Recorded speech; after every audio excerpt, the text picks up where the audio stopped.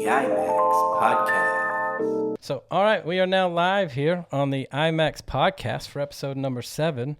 And today's guest is the CEO of Gangbeef Entertainment, ACG. What's good? How's it going? How's it going? It's been pretty good. I'm not gonna lie. There's been quite exciting things happening. I'm much more of a quiet person. Not in real life. Okay, I talk my ass off, but I'm much more quiet when it comes to explaining what's happening or posting about things that happen inside of the group because I am much more of that person of let it happen and then you can talk about it. It's like my few times of superstition is just hey, no, I had that post from Ace Hood probably for a week and a half. And I just did not sit there and post it. I was like, I'm gonna chill on it. And then sat and got my my announcement for Project Pat, which is childhood dream. Project Pata has been a thing for me since I was little because I remember when him and Gucci were out about the same time, and it was they both had the goofiest style in the entire world. And so getting to hear them, it was we always were wondering who's gonna blow up the biggest. Gucci won. Gucci won. Oh yeah. So yeah, I've been seeing a lot of stuff popping on your page lately, kind of like the Ace Hood. Yeah. How did that happen? Did you know him before? Or? I am a Florida boy, so that is for everybody from all my Florida people that are going to listen to this. Everybody knows how important Ace Hood is. So Ace Hood is if you don't know, he also is a guy that still walks around in Miami and he stays in Miami and you'll see him on the block literally chilling. He is that style of guy. I used to, oh my God.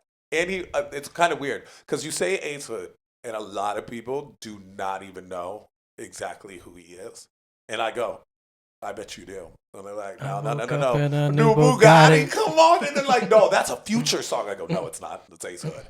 And I'm like, oh, welcome to my hood, Ace Hood. Hustle, hard, Ace Hood.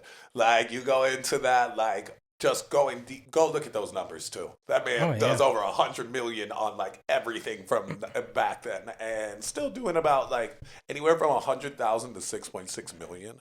Still, and I'm yo. He just put something out this year, didn't he? Yeah, that man is the most underrated rapper. Well, if you ever want to go and listen to some bars, go listen to his not popular shit. Go listen to the stuff that he does, underrated, or oh man, I forgot the other tape. But you go listen to that dude. What? Yeah. Oh, don't stop playing with that man. Also, that man used to be so skinny and now is jacked up. He reminds me of what Busta Rhymes did. Because go look at Busta Rhymes when he came out. Busta is beanpole skinny. That man is terrifyingly jacked now. Terrifyingly jacked. But it was weird. It was about a week and something ago, and I decided to check my message requests. And I look into it, and I just kind of go, wait, what? And I believe a few other people were around. Shout out to C Note. She was doing her damn thing over and just chilled. And I look up and everybody's wait, what? Why you look so shocked? And I was Ace Hood hit me up. They're Dang. Stop it. And I was I am not joking. And it's I was oh man, this is gonna be somebody. No, it's his verified 2.8 million account that goes through that. So we've been chit-chatting this whole time about figuring some stuff out. But at the same point in time, that's the big part about it. I've had to learn over the years. Even though he's who he is, you getting taken advantage or doing something inside of this industry. I think I saw a post about it today. It's kind of sad inside of our industry that getting scammed or taken advantage of is a part of going through the steps. And I go, that's so sad. because that should not be a part of what we do. I feel like when I was first starting out and dropping all my music, there was all those radio stations. Yep. And it was pretty much a scam to get $20 out of you to send your Yep. music. And I doubt they even listened to half of them. Nope. And then like they'll keep hitting you up month after month, trying to get you to keep sending your song in for this next contest. And and then you never hear nothing about that contest later. No, you don't.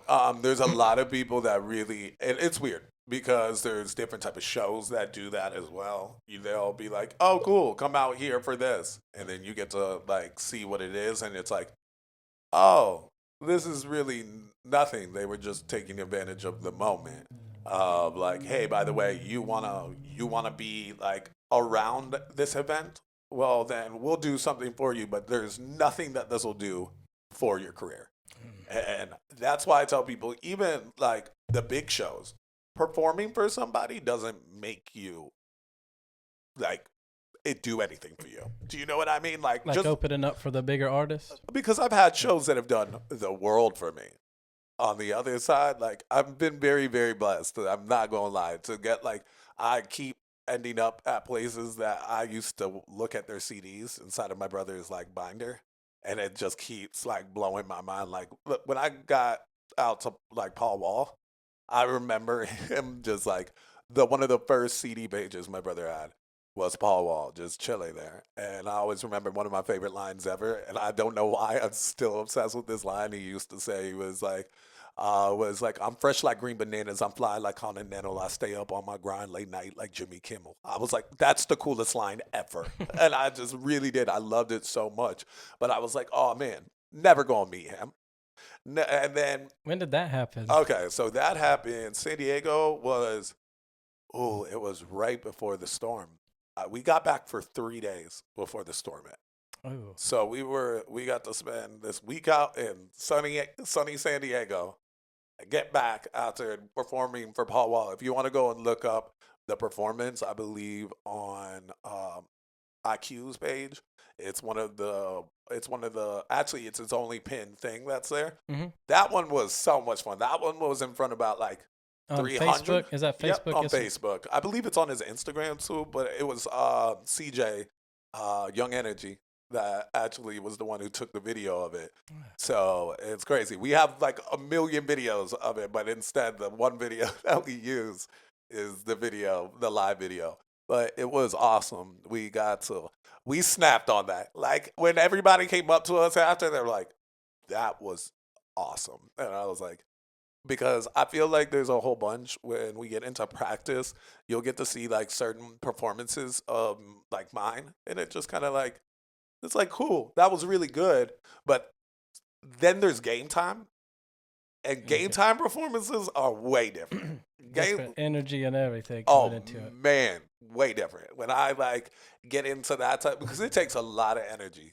A lot of energy. If you ever want to find out how much effort it takes to literally run around that stage, it is crazy. It feels like, I always explain it like this. It kind of feels like, you know, the GTA, what was it? Stamina bar? Mm-hmm. Yeah. Yeah. That's what's going just on the go- whole time, bro. Oh. Like every movement you make takes away from something. Ooh. So if you want to get really live or something, you might be taken away from finishing that sentence. That's why, like, if I had to tell you the truth, that's why you get to see somebody like a Taylor Swift that literally does her entire like 2-hour set while she runs on the treadmill. Oh. So I performed a feature at V-Flow's show this past Friday at the main event. I was wondering if that was Yeah. what it meant when I said there might be something special happening. And Yeah. I saw you. Yeah. And so like before the show, I went to the gym after work, and because I was a little nervous because we just finished our song like a week ago. And so I'm trying to remember the words. So I'm like, I'm on the treadmill, I'm running, I'm playing the song. Everybody's looking at me funny. And I'm like running, trying to get the words out. And then I go and I'm lifting and I'm playing the song on repeat and kind of like mouthing the words as I'm going, just to kind of feel that energy. And which that was a bigger show for me. So that was the first time I've really been That's in awesome. our hometown. Oh yeah, I heard that. So that's the first time for both of you guys in Hendersonville, Yeah. right? Yeah, they don't really have they don't have too much of a music scene out here, at least for hip hop. There was so a little bit. back in the day when Urban, who does, actually, it's the guy that owns Visions in Greenville, which I'm really excited about because we're going down there on Thursday because shout out to Anomaly. So we had just added the EDM sect of ours. Shout out to Zarimi. Shout out to Insert Token. And shout out to, oh my gosh, he's gonna hate me so much right now. Oh my God. I'm gonna just say Dylan. Oh my God. But they ended up like bringing in Zarimi is amazing. Amazing. So is Insert Token. And we've been really doing a whole bunch of work with the EDM group. We also do that on Thursdays, every other Thursday at Ben's Tune Up. We kind of bringing the genres together because like the support, especially like what we did in Florida when we started it off, it was crazy. It was the actual togetherness of the EDM and rap because they go together. What is most of the samples? Oh yeah. Most of the samples used is EDM. So I mean, it's EDM. Wow, it's rap. Have you ever tried to rap on an EDM track? So many times. I've done one or two. It's fun. It's a whole different. It is. And like I'm not gonna lie, that was where I used to be comfortable. It was like we really started out like one of the guys ended up being down there. He ended up getting like one little hit. I'm not going to shout him out right now because sometimes he doesn't deserve it. So anyways, but he ended up becoming like friends with what was it, Skrillex and stuff back before, like right when he did Scary Monsters Night Spreads. So when he did that changed everything for me. I did not even like EDM or anything like that. And then all of a sudden I was like, what the hell? This is amazing. So that was big. And I used to rap on Sierra Leone and doing all these just old original ones. He's a horrible person, but Bass Nectar back in the day too, before we found out that he's a diddler. But anyways, that part is ridiculous. But I grew up really with EDM as also being a big part of what I do. And so our rejoining of that made me really, really excited because honestly, they're very supportive of themselves. I mean, of them. Really, they are so supportive because it is plur for them. So it's peace, love, unity, and respect. So that's what really, really is a big part. So it's kind of even the smallest DJ can get onto huge stages. So Zarimi picked up her deck probably a year and something ago, and I promised her she was going to have a paid show over the next year. And then we got her that, and I was really excited. So her getting like, so she just started playing like a year ago. Just started playing. She is phenomenal. She is really good at what she does. Shout out. That's also Dirty Hippie's fiance. Yep. He came on to show me some of her stuff. It was dope. Her because this is the thing about it. She's very she has a message almost through her and has an entire it takes you a lot more on a journey than most others that I got to see. And it's really, really beautiful and I enjoy that. And we could just tell. The one thing I will always sit there, I do not like to try to be like, hey, giving credit. The one thing I can do is see talent.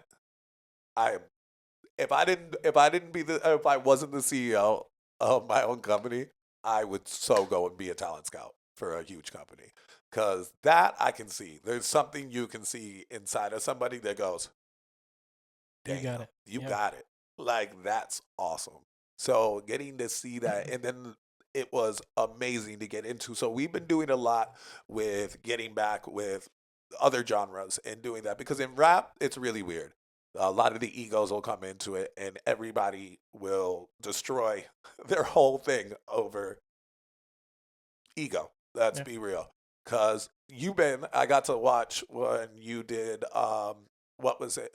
When you did your interview with Dirty Hippie. Yep. First off, I forgot completely that you were there for the actual competition. Yeah. Those things, people weren't getting that. There was 60 to 100 people that would be showing up to these shows. And like, I'm looking around and I used to have to tell people this. I'm like, some of these people, this might be the biggest show you'll ever play. And it's an open mic. And it's like, yo, that's crazy. But that was when we were all together. There's businesses made from that open mic. There is people like married from that open mic, best friends made from that open mic. It's like crazy. I'm so excited that it did exactly what it was supposed to. I wish it would have continued. But once again, egos will come into play. And it's really sad because like people beg for community, but when it comes into it, it's like only people can show support for other people when it comes into it. Me not being able to make it to most people's shows is because I work Friday and Saturday. Oh yeah. So I'm like that once again, I still work a 9 to 5 as much as I get to travel around and do the coolest things that I've ever wanted to do. Sometimes like I really do have to take a step back and go, I'm not there yet. I'm not to where I want to be, but I would have begged and pleaded to do what I'm doing now. Like that's crazy. I performed on all 4 points of the entire country. I've been out to Cali performing, been down to Texas performing, up to Boston performing, Detroit in the Midwest. What was it? Our next one is I just came back from Detroit. We got Memphis. I've never been to Memphis. I wanted to go to Memphis. Walking in Memphis was like my song when I was a kid. So that's how I view it as like even going before that. And then 3-6 to be doing it in Memphis is like, stop. That's exciting. So I'm in like everywhere we go, we shout out Asheville. We love the scene. We do all of that as we best can. But we try to create different events that people could. We try to create events that can build community because there is nothing that'll get people's eyes on you and eyes on your city like a strong scene. People coming together, people doing that. That is the way that it becomes a much bigger than life type of thing.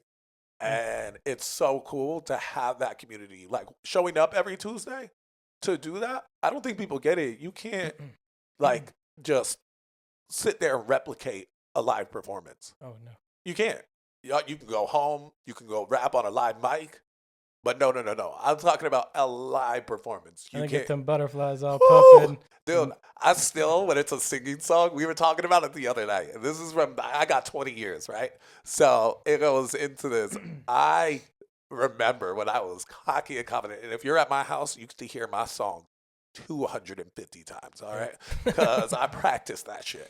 And I was like, yo, all right, I got this. And I got up on the mic, and if I could not lie to you, my knees shook so bad as I was like trying to sing. I was like, oh God. And it's just because it's like different. There's a different feel to it. And like rapping, you can kind of hide it in a way. Like I get to speak a lot more. You miss a note singing, everybody gets to hear it. Everybody gets to hear it. And then trying to get it back after that, it's hard. It's like, yo, luckily we like have the big group of people that get to come and back each other up, and it makes songs a lot more full. So it's awesome. But one of the big things, like I was saying, was with that community, I miss those days. Not because of anything once again, we didn't make like anything off of that. We did that because the community needed to have a stronger rap scene for anybody to get taken seriously. Go ask V. For real though, the rappers that started there to what they became is crazy. I was about to say, V-Flow himself, watching all of these guys literally go do professional shit. Oh my God. It's so dope because I come from a place, like I'm from Naples, Florida originally. So like if you're into metal or anything like that, so Body Snatcher, like that boy that is the drummer is a childhood friend of most of the group. Yeah, Chris Whited, shout out to that boy. So they're coming here December 13th, by the way. So yeah, and they're on tour with Whitechapel. They coming to downtown Asheville? They're coming, yep. They're coming to the shit. Orange Peel. And they got Oh. tour with Whitechapel. Like, Attila opened for them. So, like, it's crazy to know this because we played house parties with them. Like, it's wild. Like, Dominic Fike is from my hometown. So, he was already in our scene doing stuff before we left. Yeah, Hawks with Rockets. Damn, there's so many, actually, that like go into this whole thing. But like, shout out to all those boys. It's crazy to go watch some of our friends because I gotta just like look and go, yo, y'all are crazy. Like they just came back from Australia. Like it's awesome to see all of them go from this. I remember when Chris Whiting couldn't even really engineer, and now he's recording some of the best bands in the world. And that kind of gives you some confidence, and like seeing other people doing it, knowing like this is possible, and you just got to keep finding the next step. Yeah, taking that next step. That's the biggest thing. My dad said this: the best way about going around this life is networking. Yep. So for years and years, all I did was stack up my connections, but I never explained to anybody my connections. Oh yeah. Because if I did that, then why would you hang out with me? For my connections, correct? So I wanted actual people that realized that like loved me, because you got to do this as a team. So that's the first part. If you think you're doing it by yourself, that is a cute thought. That is not how that works. You need a team, and you need to have people. You need to have people that believe in your goal just as much as you do. It's the same. So I do landscaping during the daytime and run a landscaping business, and it's pretty much the same exact way. You gotta find those connections, and once you make those relationships, keep those relationships in good standing. No matter if it's a builder, a homeowner, because you never know who they're gonna tell. If you do a good job here, then they're gonna tell 2 or 3 of their friends, and that's how it keeps growing and growing and growing organically. And then yeah, dude, I was gonna say, just to agree on that one, is that's how I got Project Pat. It was literally my homeboy just hit me up that like, and I really, really enjoy him. A shout out to Brighton. But like when it came into this entire thing, he like just hit me up and goes, "Hey, I got told about this opportunity, and the first person I could think of was you. Here you go." And I go, "By the way, I was supposed to already perform with Project Pat in Chicago, but because of the shit that happened down in Texas, we got both taken off of the show. So I was like, damn, I'm not gonna get a chance to." And then I get a phone call like a month later that goes, "Hey, would you like to do Project Pat, but in Memphis?" I go, "Shut your fucking mouth." And when is that again? That is on June 21st. We have a whole weekend of, I booked Lil White over at Ground Zero in Spartanburg. Yep. Was that this past weekend or? No, that's coming the up? day before. So Oh, I so you're am in doing Spartanburg to Memphis. yes, Ooh. yeah, both with 3-6. It's our 3-6 weekend. So we go from one 3-6 member to the next, and I am super excited about that. And I just like that. Those are childhood dreams. Like Oh yeah. checked. Like Project Met was really like that for me, and like that was the thing about it. I mean, I love seeing people I love seeing the scene and where people are, where they're actually going to do what they need to do and going to leave town and going to do stuff. It sucks to have to say that you're like, "Yo, I don't want to have to leave town or do something." Like, it depends on how big you want to get. Like, I want to help out in the city because I love Asheville. And I always thought it was crazy that a person that wants to do art, if you used to say that you're a rapper, it used to be embarrassing. That's just a factual statement. People would always be like, "Yeah, I'm just an artist." Yeah, What kind of music do thank you make? I'm a rapper. I had to literally bite my lip and be like, When I first met V-Flow, he was asking me. I'm pretty sure he's like, "So you make rap music?" And I'm like, "Yeah, I make rap music." And he's like, "Oh man, no, most of the time people don't say they're a rapper; they just say I'm an artist." "Thank you." That is facts. That's all I used to say as well. I was like, "What do you?" It's like, "Hey, what do you do?" I do music. I'm an artist. It's like, what? They're like, "Okay, like instrument." I go, "No." Well, I rap, and everybody looks over and goes, "Oh, Right. That's cute. And then the best compliment you can ever get is when I get to show somebody my music and they go, "Oh, you really make music?" I go, "Yes, I do."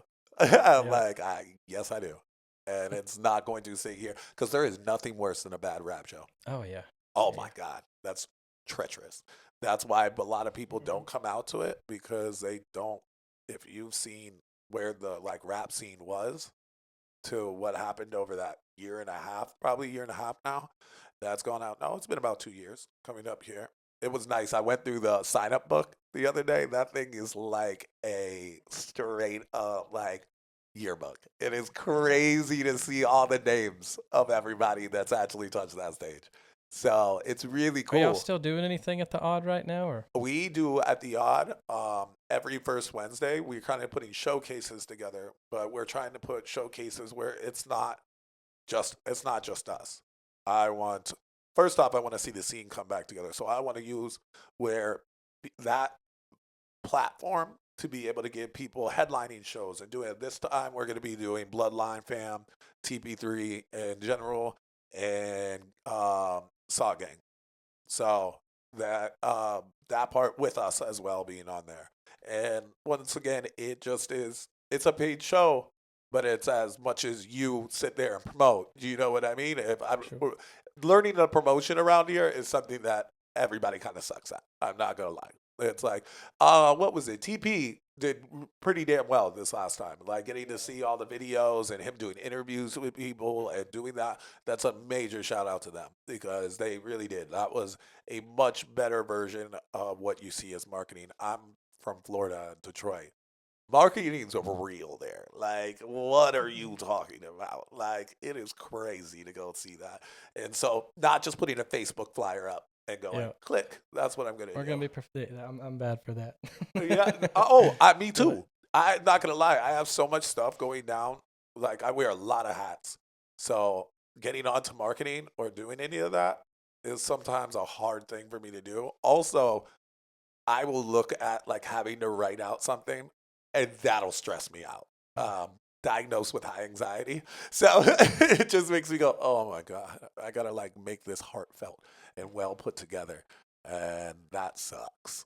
But it really is. It's a huge part of it, and you don't get to see like any of that around here. So, like us being able to go over the years, we really talked about it that we wanted to raise the standard around here using visuals, doing all this because go back before the open mic started. Go look at the rap scene. oh yeah, Yeah, there wasn't really much going on at all. there wasn't.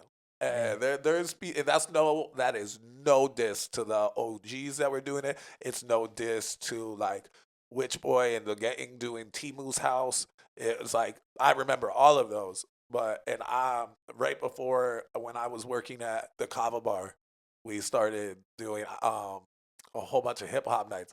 Those nights got crazy. Those nights were like really fun. And like we would have bands come in with like well, I think it was some Tennessee group, and I forget their name, but they came in with a drummer.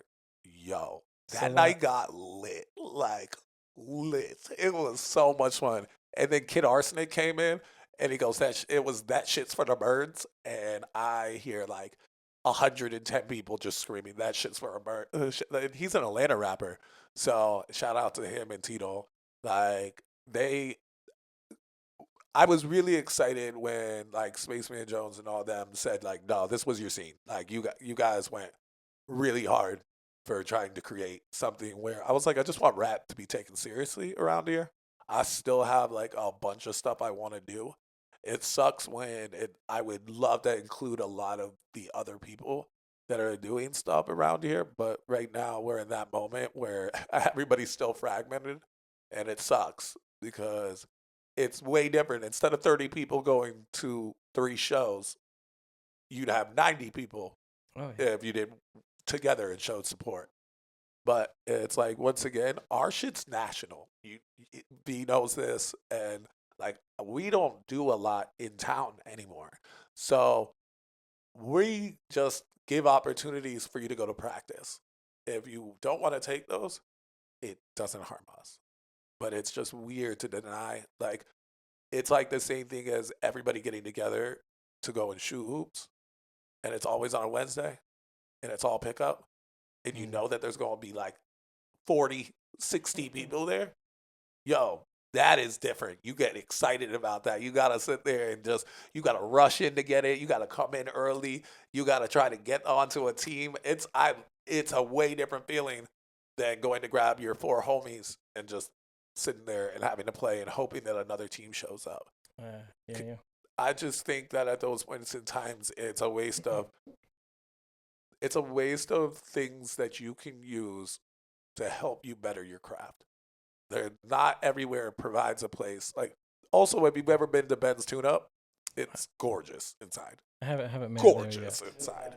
It is awesome. And I cannot believe, shout out to Megan Molly, I cannot believe they allow us to use that every other Thursday and allow HipHop to do its stuff and EDM.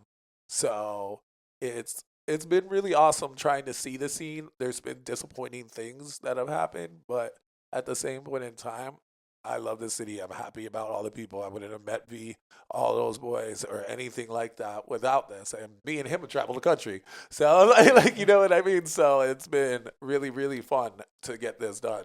And it's been awesome. Honestly, the best part about seeing this is seeing the quality of artists that are now becoming what they are. Yeah, I definitely, like, that was my second performance ever of all time. Get it? I've been making music. I mean, I've always wrote songs since like second grade, and I started dropping in 2016.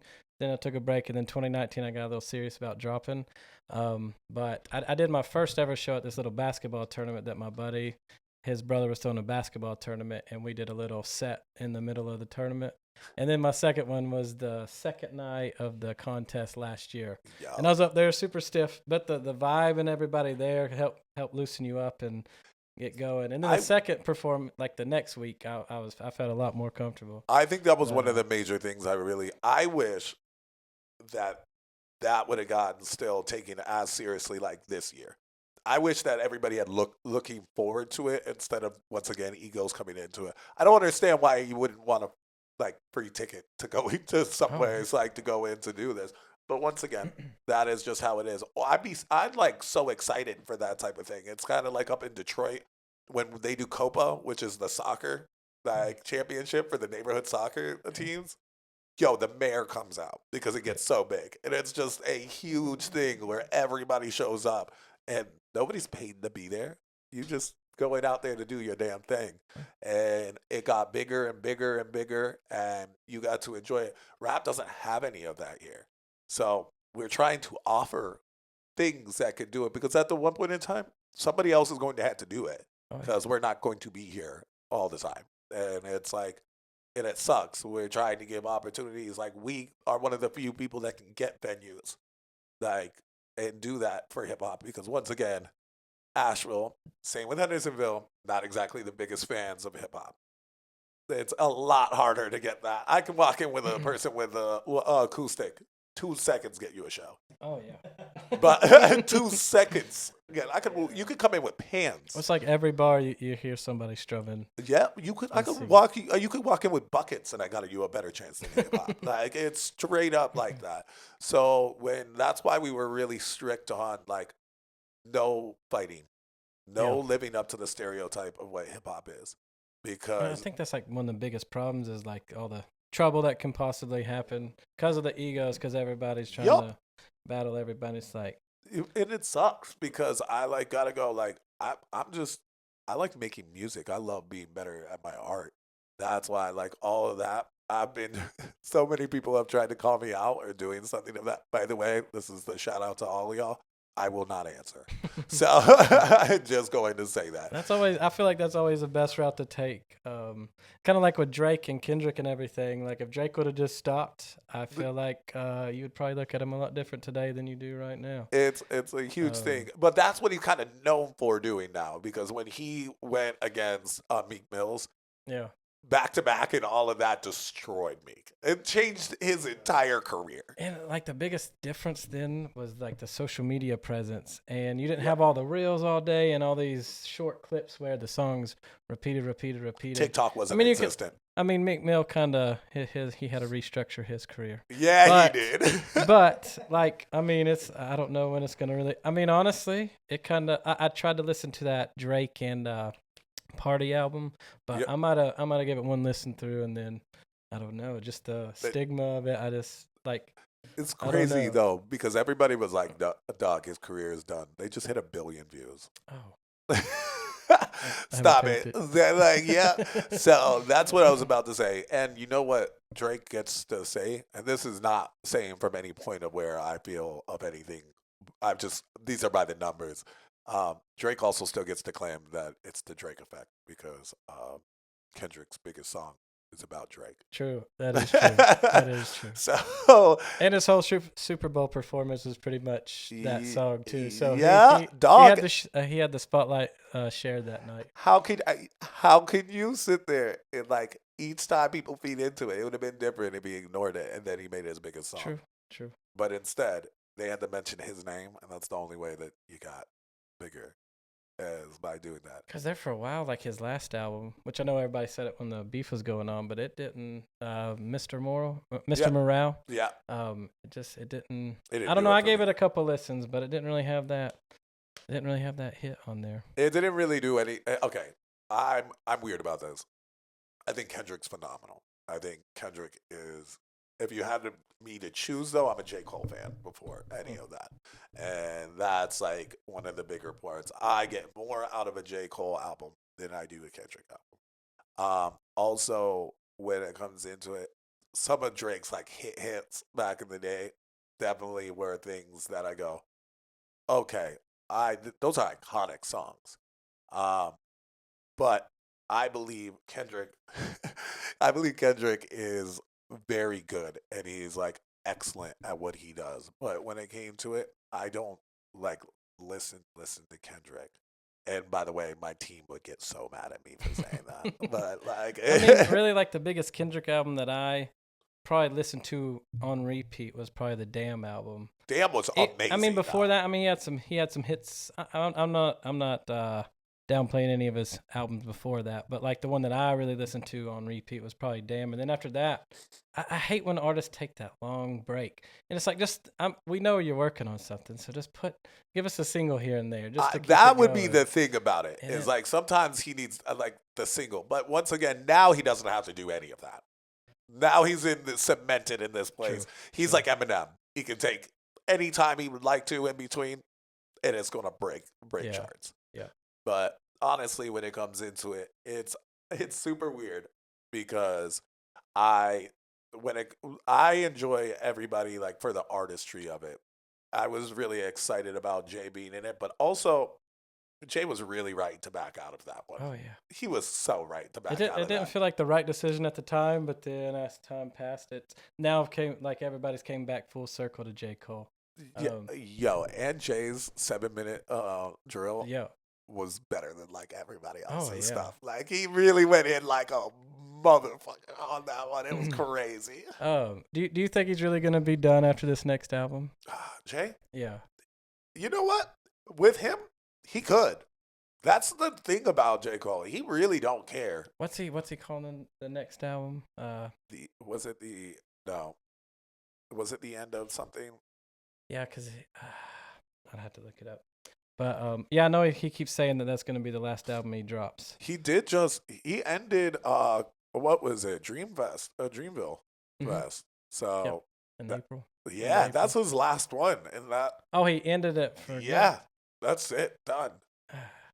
It sucks for me. Did you watch it last year when he had? I think it was Drake and everybody came on. That was a special guest and everything. No, I didn't. I live streamed it. It was pretty. I was wanting to go, but with the kids, I couldn't make it. I really wanted to go. I was gonna go perform and do something this year, but then all of a sudden we have to like pick and choose what we're doing because it rolls into one day being here. Like we were supposed to go to the BET Awards, but now we're not gonna go to the BET Awards because I've got literally an entire weekend of traveling around and going to do 3-6 Mafia stuff. So I'm going to. I mean, I think I'd take that too. Right, and like I'm the actual like one of the booking agents of Lil White coming there. Like, so that's different. That's like actually my show along with Shell Shock Productions and Mosh for Lives.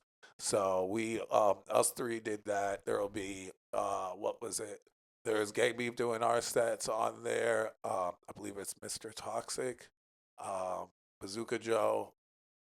I guess Midnight and Yami is now just added to it. Damn. I feel like I'm forgetting some people. But that shout out to Mike Boylan and shout out to Daniel. Shout out, honestly, all of Bazooka Joe. Them, we've been trying to get this together. And if you ever want to sit there, the ticket, you can go look on my page, which is Andrew ACG. Gelleny, you can actually go to Mosh for Lives or any of that. And right now we have it where it's a $30 ticket, but if you go and sit there, I got to remember, I'll look it up in a little bit. There's a code for it, and you can get it for $15 for Memorial Day. And come out, show support. It's going to be awesome. It's going to be. And that's the one in Spartanburg? Yep, that's the one in Spartanburg. And I'm excited to see that one. And like, if you're like my age at all and get to hear like Lil White, like Oxycontin, Xanax, Mars, Percocets, and Loretta, were like he made like all those drugs even like bigger because that song just knocked back in the day. Oh, yeah. So, or like, this is my smoking song. It ain't very long, but guaranteed to get the job done. Smoke one. Okay, that song, the amount of times I smoked to that song is fantastic. Back in high school, I was like, yes. But then, but I'm excited as can be to get that done. I've got a few friends. Dude, he's going to be all over the country. Like, all my friends all over the nation have, like, Lil White at least one time, like, somehow opening for it. And now, how do you, I know we were talking earlier, like, with that, with, like, the pressure bar and everything. Like, how do you prepare for those bigger shows with those bigger artists that you've looked up to? See, that's weird. That's when I feel like I really love game time. Those are the times that I actually feel the most confident. It's when it's like a practice one, I like almost, or a not as big of a show, I kind of like become a little bit more self-aware of everything that's happening. And I just kind of like, I don't know, the energy is just not there. But if I got to sit there in front of somebody, oh, that's when I step up. And so, like, it's been really nice. I get into, I don't know.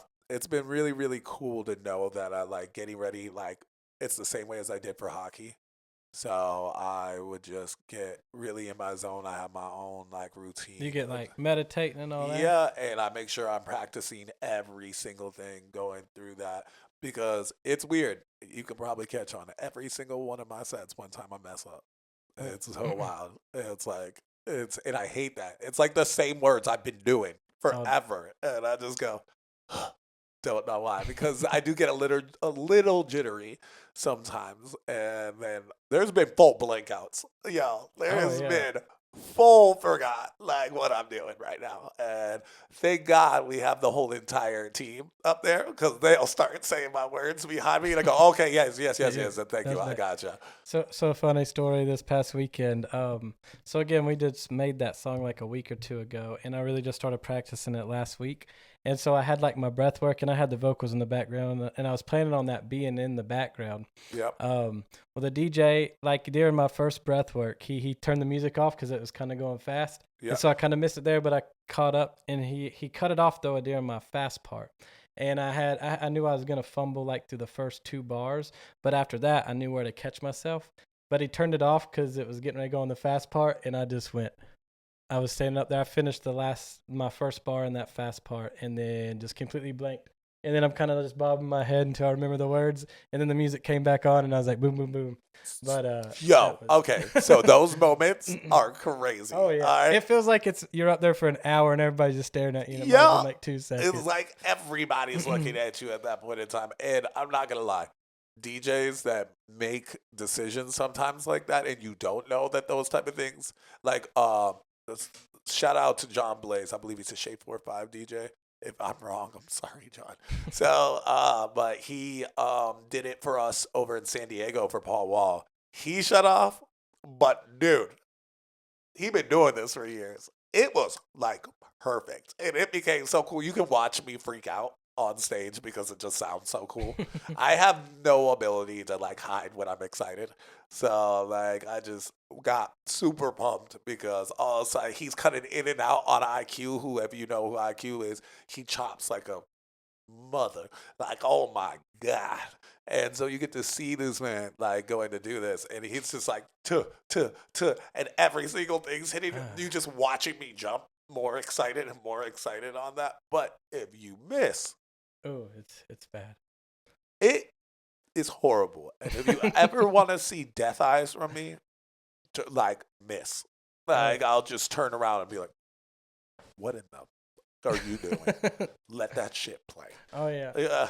See, if I'd have been ready for it, I would have been all right. But like I worked my breath work out in it just a little bit, and it hit right there when I was getting ready to take a breath and kind of fumbled through the first couple words, and then the words weren't there to help me, and I was like, So, but I'm still trying to practice on taking the vocals completely out, maybe just putting them in during those spots where you need. Yeah, you can absolutely. You should. Okay, that is a big thing. You should like leave a concert track if you need like backing words, like a big sound is gonna come in.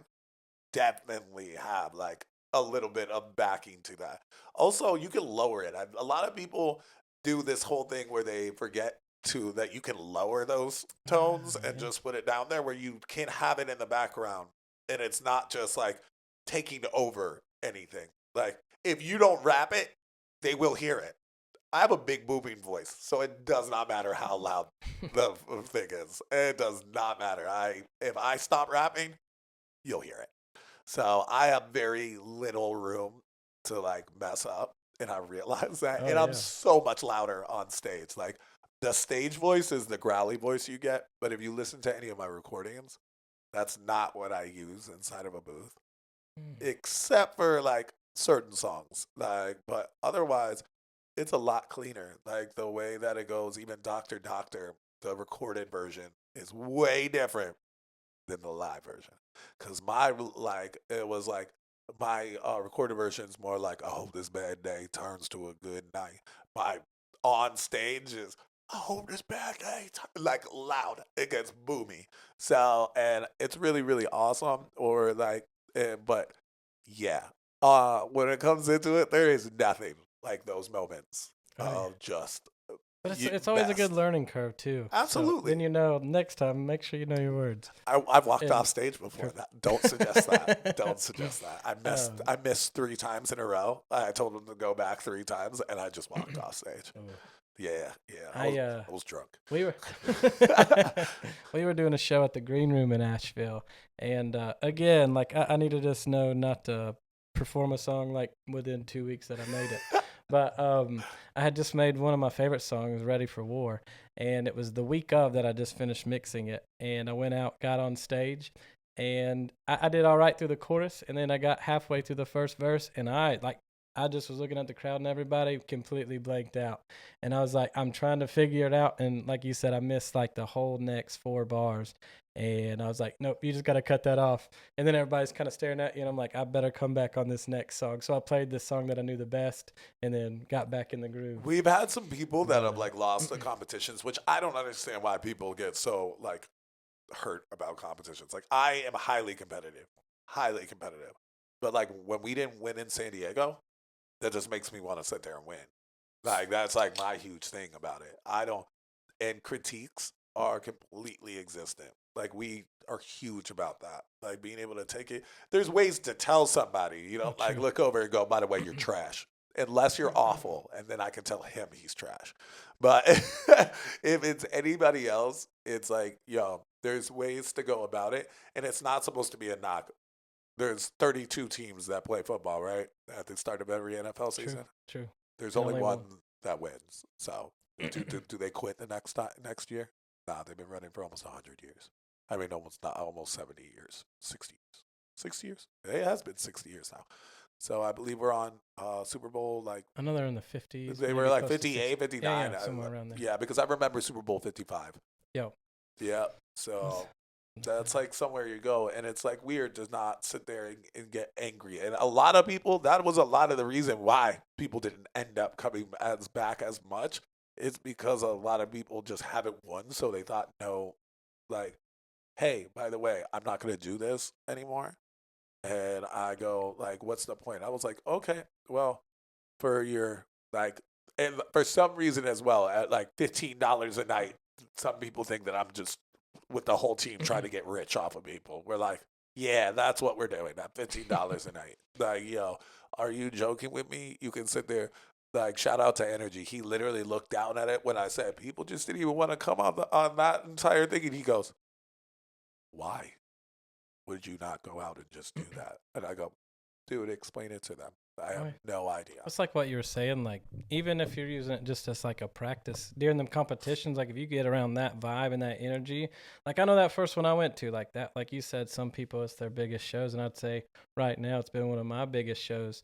Yeah. And like you can learn who you are as an artist, learn kind of what you're doing and keep getting yourself in those situations. So then if you ever get the opportunity to perform with bigger artists, like you've already got something in your memory that how you perform there. That first year, I saw the best performances out of everybody. I literally saw like people lay it on the ground for that one. And I go, what? Like people I didn't even enjoy listening to. We're just like, what? So y'all are going all out because it's game time at that point. Yeah. So like it's way different to hear that. And I don't understand why you wouldn't want to do that. I did miss this year, but we moved to. I live kind of right outside of Spartanburg, there in Bowling Springs, and I just couldn't make it. This Understandable. Year. But next year, V Flow, he was the winner this year. Yes, he was. Oh man, and we went back down to do, which sad because I love South by Southwest, but I believe this is the last year they are doing. They did performances, but it's still. That doesn't mean you guys should not go to South by Southwest because the major part about that is literally going to networking. Going for networking. That's a networking festival. Now, didn't Gangbeef, they won last year in 2024? Yeah, we did. Took the belt home. Yeah, that was nice. Like that ended up being that belt still hangs out in our living room. So yeah, that was awesome. That actually highly changed our lives. So we've gotten to do that, and it's actually gotten. And then we went to Miami and we won again, and that's how we ended up getting our free spot over in South by. So we ended up getting. Was both of that last year? Miami, or was that this? No, Miami was in December. Okay. Yeah, so we ended up getting there. It was really awesome to sit there and see that. Like we ended up just doing. Music has taken me to really awesome places. Now, I was listening to your interview you did with 103.3 Asheville. Thank you. So you got your music start. You were playing hockey, and then you fell in love with music. Tell me a little bit more about that. How you got into music? So technically, I played piano from like 4 or 5. My stepmom was a big into me doing like music or art in any way. Like she used to sit there and let me ramble as like a 4 or 5-year-old and tell stories, and she'd write them down. So like I'd have my own book pretty much of like she'd be like, cool, tell me whatever you think's on your head. Tell me a story. Mm-hmm. And I get to do that. So she was a big like influence on trying to do art. And so even though I was a sports kid, and then so I played piano. I stopped because of sports. Went back 6th grade, right? We'd start doing band. So I picked up trumpet, and that went. I didn't care about trumpet at all until once again, you could never make me do anything harder than me being spiteful. So like that's what we always laugh. I'm like, that's the Capricorn of me. If you tell me I can't do something out of spite, I will do it. And so when it came into that, it was like I was like reading a manga and got in like trouble and because I got in trouble this one thing, and pretty much my band teacher just out there was like, "You can't even do this. Like, pretty much, you guys, it's not even a point. You guys should just take last seat," and did this. Yeah, who was first chair next month? I was like, yeah, stop playing with me. Like, I chose not to do that. So, like, I was like, when it comes into it, I will. And so that was my big part. And then rap ended up being a later thing for me because I was still playing hockey. And all of a sudden, I went around my brother's friends down in Florida, and he moved away. And they were all chilling, and they started freestyling. And it was like, this is cool. And I was not good. I was not good. But I wrote my like first song, and I really, really like my first song was like, it's so funny. I could just hear my like ex and her sister just saying this. I used to make fun of it too because Mhm. it was like rapping, slangy, gang banging, get this party, yeah, I've got me going fucking crazy. NC boy, yeah, I'm falling from heaven. Coming at your windows like it's 9/11. You don't need to understand where my rhymes are from. Just know that bullet came for you, son. They get called a dank kid every single day. You know I do my shit in habitual ways. Atomic destruction rain down like acid rain. My words slice right through your fucking brain. So high in the sky, Orion makes a bell. I smoke the dank and sweet alive. It'll make your face smell. That was the first thing I ever did. And I was like, okay, got this. And my homeboy was like, yo, uh, dude, you got this. And he was just being encouraging because it was trash. But it goes into it. It's like it got me wanting to do that. And then I came back down, and my brother was doing it a little bit bigger. And shout out to Kaysen. Kaysen ended up throwing a house party while his dad was gone, and that party turned into like 600 to 800 people. And it was really fun. And that was my first performance. And like you were talking about, I wrote my verse 30 minutes before that. Oh. That terrified me. Like, had no idea. And I don't even remember like song names. So I tell people this all the time. Like, you don't like listen to music like that, or you don't remember all the words to all the songs of anything. And I go, I barely have room for my music. Oh, Okay. yeah. In my brain, just I can't do all that. Limited storage in here. Now with you kind of being more of a performing artist, dropping music, do you still find yourself listening to other artists like big names or Not very anybody? much. I'm not gonna I've, lie. If you came into my house, you'd like literally hear me like listening I to can, politics or yep. listening to sports, or the other part you'll get is beats, and then I'll just sit there and leave it on instrumentals. But I grew up listening to like jazz, and my parents were like also like opera and stuff that I just like didn't hear words in, and I really enjoyed it.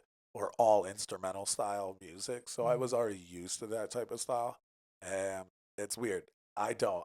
People have to show me music. It doesn't mean I don't like music. I just you got to Yeah. show it to Yeah. me. I found myself the last couple of years like I've kind of just tuned out now. If like Drake, J. Cole, Kendrick, Eminem, like if some of the artists I listened to kind of growing up or into my teens, early 20s, if they drop Drop. something, I'm probably gonna listen to it a couple of times through. But really, the like 2019, 2020, when I started getting real serious about writing my own stuff, I found myself just I don't want to be influenced too much Thank by you. anybody else, but I wanna kind of find my own voice and stop. Yep. I hate when people's like, "Oh, you sound like this guy, or you sound like that guy," and it's like, okay, well then I'm gonna keep trying to find my own style. The only thing that people can ever like compare me to is Michi from Flatbush, and it's only because of my vocals, like my actual sound. It Mm. has nothing to do with my content or my flow. It's just like I don't know, and that's the one thing I get given is I am uniquely me. There is not a thing about it that I don't know.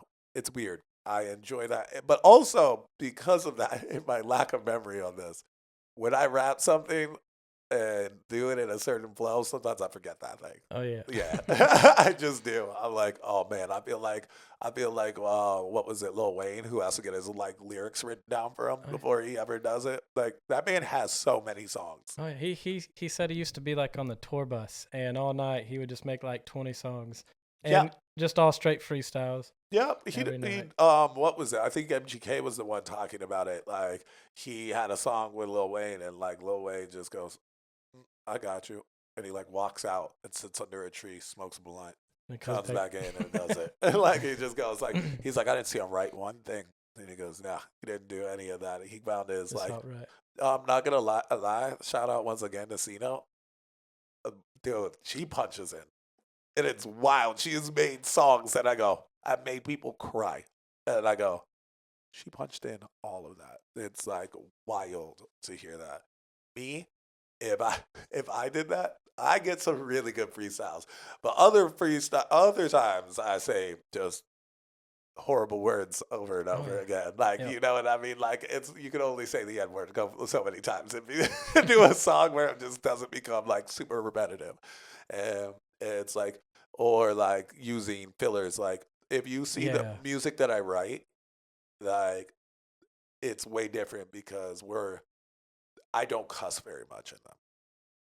Like When most you're writing, oh yeah, we don't. It's weird. You're gonna be really limited by what you're doing as well without that.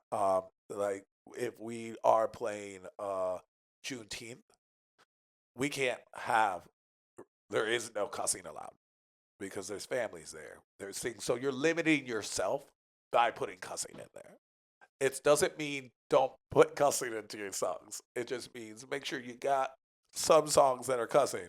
and you got your clean tracks And as then you well. got your clean tracks, and it makes it honestly, and it feels good. That means you've used every space without having to use a filler word, and it's really nice. It's like actually content that you can sit there and say like, I love some of the songs. It's like funny. I was like, man, I don't think I cussed one time in Dark Thoughts, and then all of a sudden we remembered. Like I definitely screamed like that word like 4 times, like at the end. So, but it's whatever. I forgot about that. So, but it is like something that's very like limited on what we do. We have a whole. We also make music for each type of set. So there is like when Tim Capella came, that's why we did all singing songs and all different style of that. And then you can go back and then we got ratchet songs. And then we got songs that straight up are goofy. I think like Snoop the Plug, that boy, he definitely had to say this when he was describing the groups in town. He's like, you guys are the alternative group. And I was like, hey, I'll take that because when I think of alternative, I think of people like Tyler the Creator. I think of people like Amine. I think of people that are just like make weird music nobody else really makes. Like it's very strange. Well, I think that opens you up as an artist so much too, because if you just keep going in there making the same song over and over and over again, if you do make it, you're gonna stay hot for maybe 2 years. Yep. And if you've already, like, I remember Mac Miller, I was watching an interview of Ariana Grande, and she would say that Mac would get her over to the studio, and like they would never put these songs out, but he would like have her working on all kinds of strange, different genres, everything. And then if you listen back to Mac's work, Mac changed like- everything because like- of what was it, Ariana too. oh yeah. Like he didn't sing. He did nothing of that singing. What was that? My favorite part was that first one that was like one of his first radio hits with her on it. Yeah, And I was so excited that I finally heard Mac Miller on the radio, because before that it was Blue Slide Park, and you were just finding the CDs or listening to him on the website or something. And then he was on that song with Ariana. I think the only other one that you really got was Donald Trump. Like Yeah, that was the only one that he ended up back. I love that he went back and rechanged that entire song when it ended up like he was like, yeah, nah, I don't like this. So he's like, you know, but also, yeah, and it was weird because you got to watch him live learn how to sing. Oh yeah. Because that man was garbage at singing when he first started doing those songs. I could not even. I'm like, wow. And then he came out with the Feminine Divine album, and it was like, hey, this? you got it. Like, yo, it's kind of like even like the things I've been working on. It's like there is a lot more melodic now, and it's like weird because you asked me that like 4 years ago. I'd be like, sorry. That will never happen. Like, but now I can kind of sing. and you unlock that in your mind, like, hey, I'm gonna try to do this on this song, and like practice. You never know what hit you could actually make that you never would have even gave yourself a chance for before if you wouldn't have opened that passage up in your head. Honestly, IQ, like when he came up here, he was a hardcore traditionalist. Like hardcore traditionalist. He was like, I'm never going to make a pop song in my life. I'm not going to do any type of thing. But like, Yo, then he got done. You go and ask him today. He's like, I really like making those type of songs. Oh, now." yeah. I'm like, yeah, they're a lot of fun, right? Like, and he goes, oh, son of a bitch. If it wasn't for you, he's like, damn, if you would, you got me. And I was like, good. Because it's a lot of fun to sing those and like rap them. I remember when I first started getting serious, like 2019 range, when I dropped Clear Conscience. I was super strict on my lyrics, but like everybody kept saying this is so monotoned, and like any kind of contest you'd put your music into, it wouldn't do hot. But like if you listen to the lyrics, like they were some of my deepest lyrics. Yeah. But I kind of started and I didn't put music out from 2020 or like the beginning of 2020 till the end of 2021, so almost like a 2-year span there. Just because I was trying to find myself and find those flows and melodies and try to have more of a fun song compared to rhyming every single word perfectly and having 20 different meanings. And you still have that meaning there in these new like more free songs, but going through that journey, like becoming just the artist that was just writing every little word down to freeing that up, like changed who I am completely, made me find my own sound during that time. Yeah. That's And- getting to know your voice. Yeah. Like, so what was it? One of the big things, I'm sorry, Illusion, I'm going to throw you under the bus here. But Illusion came back and he had this time when he came to the first competition. And like he ended up posting a rant online when he did not end up winning about this. He's like, yo, my pen is like this. I'm gonna like, and you clearly just don't understand the things that are like written in it. First off, IQ was on the panel. That man's pen is like dummy. Oh. And so you got to go through that already. Yes, we understand about writing, but a lot of people don't understand. It doesn't make it the best song. It doesn't make it the best performance of the night. Sometimes Sometimes it's just that catchy bop, Yeah. that vibe, and it's like you were talking about earlier, like finding that artist that's got it. Yeah. And like you might hear 10 songs, they all sound the same. They might lyrically all be 10 out of keyed, 10, right? Like keyed but then you on have that one guy come in and he's got that catchy bop with the catchy beat and everything, and You their enjoyed the stage song presence, and you remember the words. And sorry, I had a phone call come through. But you enjoy the song, you enjoy the beat, you enjoy the atmosphere, you enjoy that whole vibe, and you remember that one artist compared Yeah. to 10 that had the best lyrics. more. Because otherwise, I got to sit down and read them. And Like, it's you know what I like mean? it's almost like you're seeing black and white, and Yeah. then you see something in full color, It is. and then you go back to black and white, and you're gonna remember that song that was full color. like with the Sunshine is a when you hear it, I get you listen to the interview. So the song that I played on there, Mhm. that song is not got very much when it comes into it. When you go down to it, everybody loves that song because it's just it's got atmosphere. True. It's got an aesthetic to it. And I think something that like made me realize that is me and my buddy Connor, we put out a lot of like serious songs because I love to write deep music, as deep as I can get, about spirituality. Yeah, awesome. Kind of get into like just the deepest, darkest thoughts in my head, and then try to just paint that whole picture. But we made a song during that time. I think it came out early 2021, and it was called Groove. And he's just singing on it. We've never really sang at all on any song. And I kind of put this deep vocal on mine and kind of was bopping with it. And like we started putting little clips on like Instagram and Facebook, and everybody started loving it. And then right now it's like our second most played song of all time. Yeah. And, that's also good. And then marketing. again, and it just kind of opened the floodgates for like, this is possible. And then again, like you were talking about, it was so much fun to make. And then I'm gonna not go do that every time I'm in the studio, but like I'm always kind of chasing that feeling again of that fun behind the song instead of getting so serious. I love fun songs. I love fun songs. We make things that are also like fun to do. Like there's this one song that we can't even like talk about really, but it's a very hyper pop song. All right. When you hear it, it is so much fun to hear it. And there is just this part in it that we're like, yo, the way when it becomes fun to come out of your mouth, you know it's going to be fun for somebody to say. Oh, yeah. So I was like, you get to hear this one section, and I call it cursive rapping because it just flows into each other. So when you get to hear it, it sounds awesome to do. It makes your mouth almost make a funny fucking feeling. Like honestly, it's just crazy because it's like there are certain things that I enjoy to like end up seeing, like even how I like learned how to do fast rapping, because I swear there's even a joke in one of our old songs that goes, we had to slow up the whole entire beat just for me. So like I'm that slow. And when you're So trying to write fast, like the amount of words you gotta have in your arsenal ready to go, it's and like wild perfect lead, run, run. because when And you sometimes see, I didn't know how to do that. That's like how like I was like, how do you write those words? Like I can write a bunch of words, but that doesn't mean that they go and like together. every little syllable, like every Yup. second, third, fourth syllable is like match. Yo, right? So Because certain words don't match each other. not at all. Doesn't matter how much you write it. I found myself lately because I've been trying to hit some really fast parts and then kind of go back to singing. So like I'm really good at hitting like 4 bars, and I can put like 30 words in those 4 bars, and the next one maybe have like 12 words.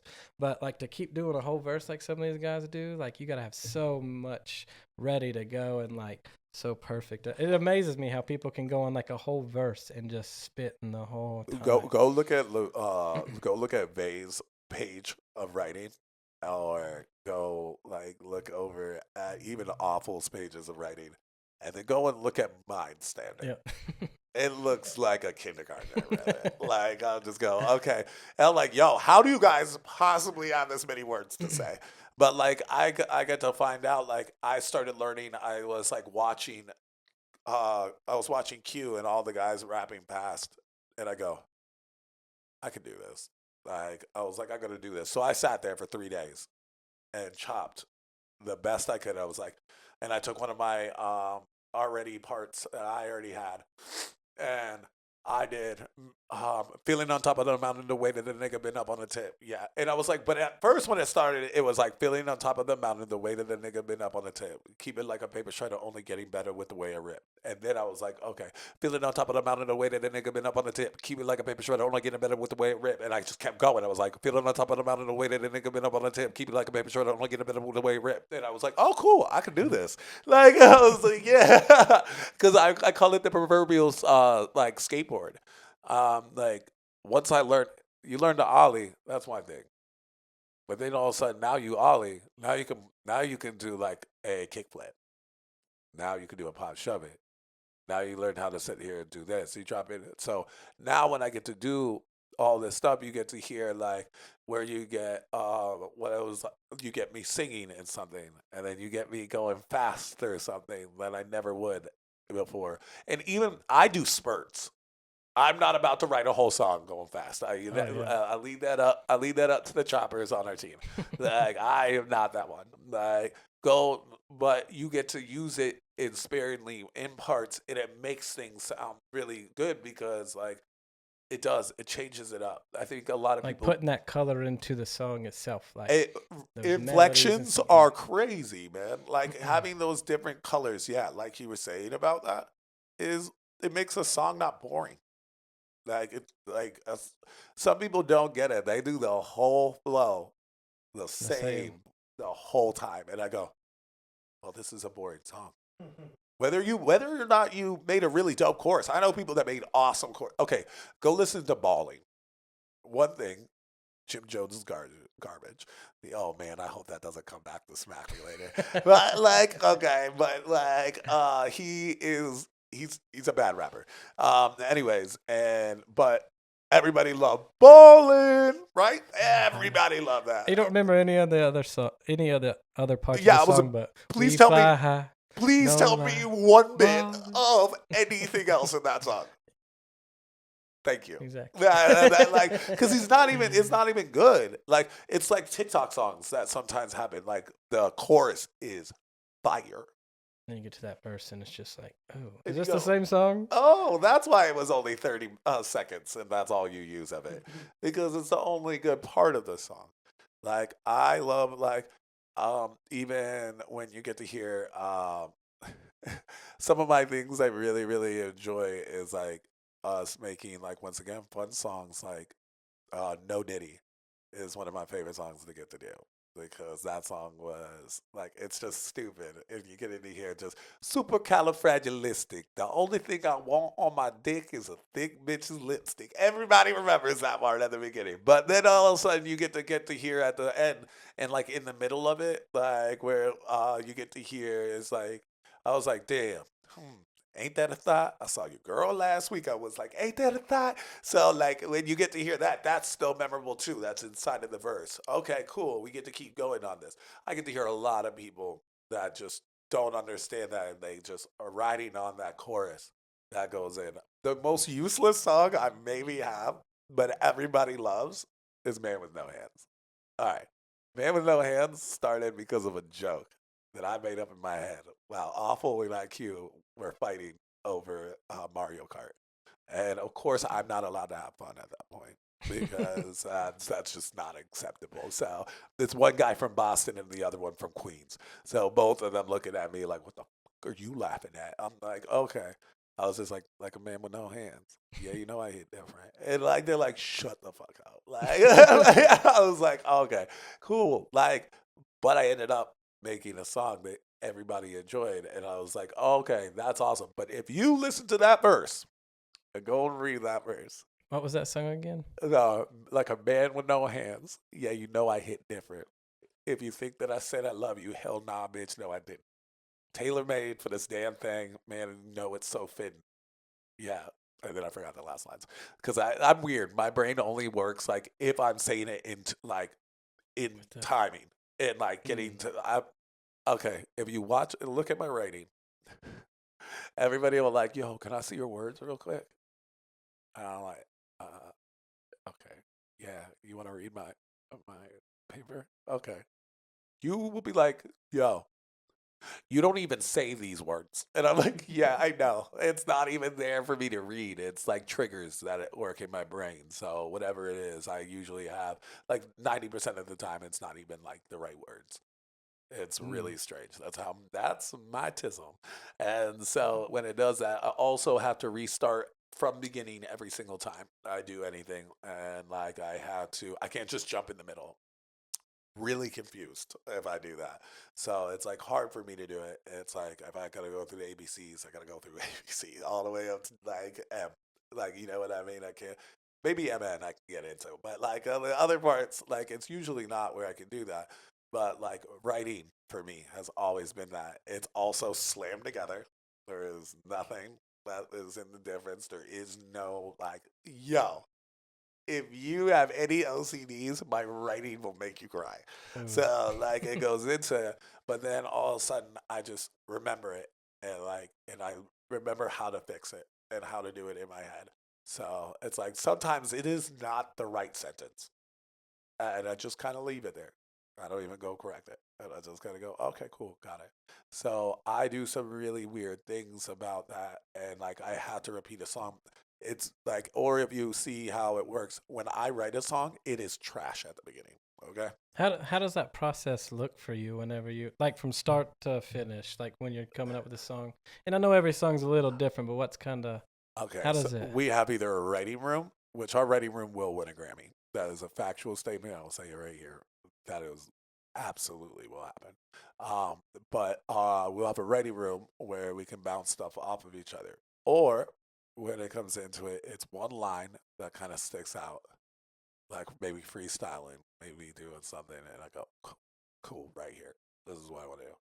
And like I listened to like I heard Mihoy Minoy one time, and right, so I made a song called Doodle Bop, and I never released this. I've got to take somebody off of it actually, but they go into it. But it was like I hit up like our group chat, and I go, I'm gonna make a song over about Doodle Bop, and it's gonna be so hard. And they're like, no, no, no way. Dude, it was like I go dumb with it like me, hoy, me, no. Y'all straps so childish. My goons bring big toys. Yeah, like and it goes in. It was like, and then you get to see this, and it ends up being this awesome song. And I really, really, really like it. And it's like those are the weird things that whatever I only do passion projects. Mm. So you can't just tell me to sit down and write something. I can You gotta now. feel it. I gotta feel it. Like I'm not. That's why when people get it really weird about like, why won't you make a song with me? I was like, yo, okay, well, there's a whole process to that. We usually are sitting in the living room. We put on beats. We're just talking, and then all of a sudden, we pop. There we go. Now we're making the song. But the way I put it together is I really don't go. I don't like go back and edit. It's strange. If I wrote it, there's very little times that I go, huh, I'm gonna go back and change that line. I do not. It's like strange. And then I'll write it and it will sound like absolute trash. Okay. And that's because I have no idea how to do the song yet. And then you'll see it. All my friends and all the artists will sit there and talk about it. Then I'll wake up the next day Re-listen to. and my brain just goes, cool, this is how it goes. And I go, what? That's cool. And like, that's not even denying it. I love getting to hear even like the guys and girls go, it's true. Like you'll hear the song and be like, damn, that is bad. And then the next day it's like, holy shit, that works amazing. And I was like, don't know how over the night it decided that it was going to do that, but that's how my brain works. And it's like different. Like Q or Awful will sit there and throw away a whole verse. Yo, they throw away verses like that people would say is their best. Like their ceiling, I mean, their floor is literally a lot of people's ceiling. Like what they think is like, I am so blessed to have the team I do. It's really crazy. So like they do that, or you'll get somebody like Vale kind of re-edit that as well. Soul Tone, all like sorry 6 half. He'll do that. C does everything in her memory. She's not really a writer, so like but literally Gorilla Zoe heard her song and was like, "Yo, I want to be on it." Like that's the kind of thing that like also going back to like things I never completely like Paul Wall are going to do that. Gorilla Zoe was such a huge part of my childhood that like my whole junior year and senior year, all we did was listen to Gorilla Zoe in my friend group, and I was like, damn, that'd be crazy. The first famous rapper I meet, Gorilla Zoe. Yeah, just dead ass in the middle of South by Southwest. Like it was just somebody said that yo, Gorilla Zoe wants to meet you, and I go, no, they don't. No, he doesn't. And then all of a sudden, like I looked over and they were coming. There was like a whole bunch of flashing coming upstairs, and I was like, "Oh, who's that?" And all of a sudden it's Gorilla Zoe. So he looks over and he just like see him for a second. I go, "Okay, well he's just coming up here," and then he like points at me, and it comes and meets me in the middle of the whole thing, and it just goes, "What's good?" Like chilling, and I go, "This isn't happening." Like that man FaceTime called me after Helene. Like that's how like our friends are like we're friends with them now. And like it's to know that man just was literally so impactful on that. It's like music has taken me two places once again. Just never believed. And I even after that, I didn't think he would like even remember me. He was a little fucked up. I thought he was like not gonna remember me. He came here to Asheville, like immediately point me out and drag me out of the entire like crowd to come and talk to me. I was like, hey, that's like childhood dreams. That's like Project Pat for me. Like it was a very interesting one. But like also, like I said, with the writing, every single person has a different writing style. It's my favorite part about the writing room. Is getting to watch everybody else do what they do and like get inspired by that. And it's like and also, we have competition. That's why I find it really weird when people like get mad about competition. We compete. We try to have the best verse on there. Like what? And like we even do small little works and little like cipher talks are technically workshops for us to just do different things, and we get to rap and like compete against each other on the same beat. It doesn't always have to have a chorus. It usually doesn't. Let me think about this. There is not one with a chorus. Okay, yeah, no, because it's not. It's about bars. And so you get to hear like you get to go against it. I got to go against IQ all the time, which sucks because that means I don't win too many times. But I like, well, it depends on what you want. If you sat there and go, like, if you had to be like real and you wanted something melodic and not as choppy or doing that, hell yeah, I'm your T. But like, if I'm not, then you just want to talk about impressive. That means a technical genius, and Right. that's where he is just going to be awesome. Awful sounds amazing at doing like he's just so much fun to listen to. Like, hi, it's me. My name is Awful. When he does that stuff, everybody freaks out too. Like it's crazy. They has like 10 million voices. All right, like it's crazy to go listen to him from the first His song. energy in music is just Nobody performs wild. better than No. Bay. Nobody performs better than Bay. That is a factual statement around here. Not one person has better, and that's putting me down. That's putting everybody else down. Nobody has stage presence like Bay. That is the craziest thing to watch. Like just go and snap in and just go, holy shit! Like what? The first time I ever had to go after him. Oh man, my butthole puckered. That shit, that shit was like, oh my god. But we ended up doing well as could be. Like actually, we ended up winning that night. We actually had a competition. It was TMG versus GBE, and we won. So, Faye, if you hear this, soco me pepe. So, anyways, if when it goes into that, like he brings that to the table. IQ is the most consistent. He does that. But like when he got onto the stage, he had only been on like 4 stages before he got up here. And then now he's probably been on. Did y'all all meet in Nashville? No. I knew IQ for 15 years from Florida.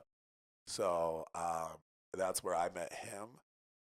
Evan, I met him in Florida. We all used to throw parties and stuff together, like Project X style parties. And then what was it? I met Awful later.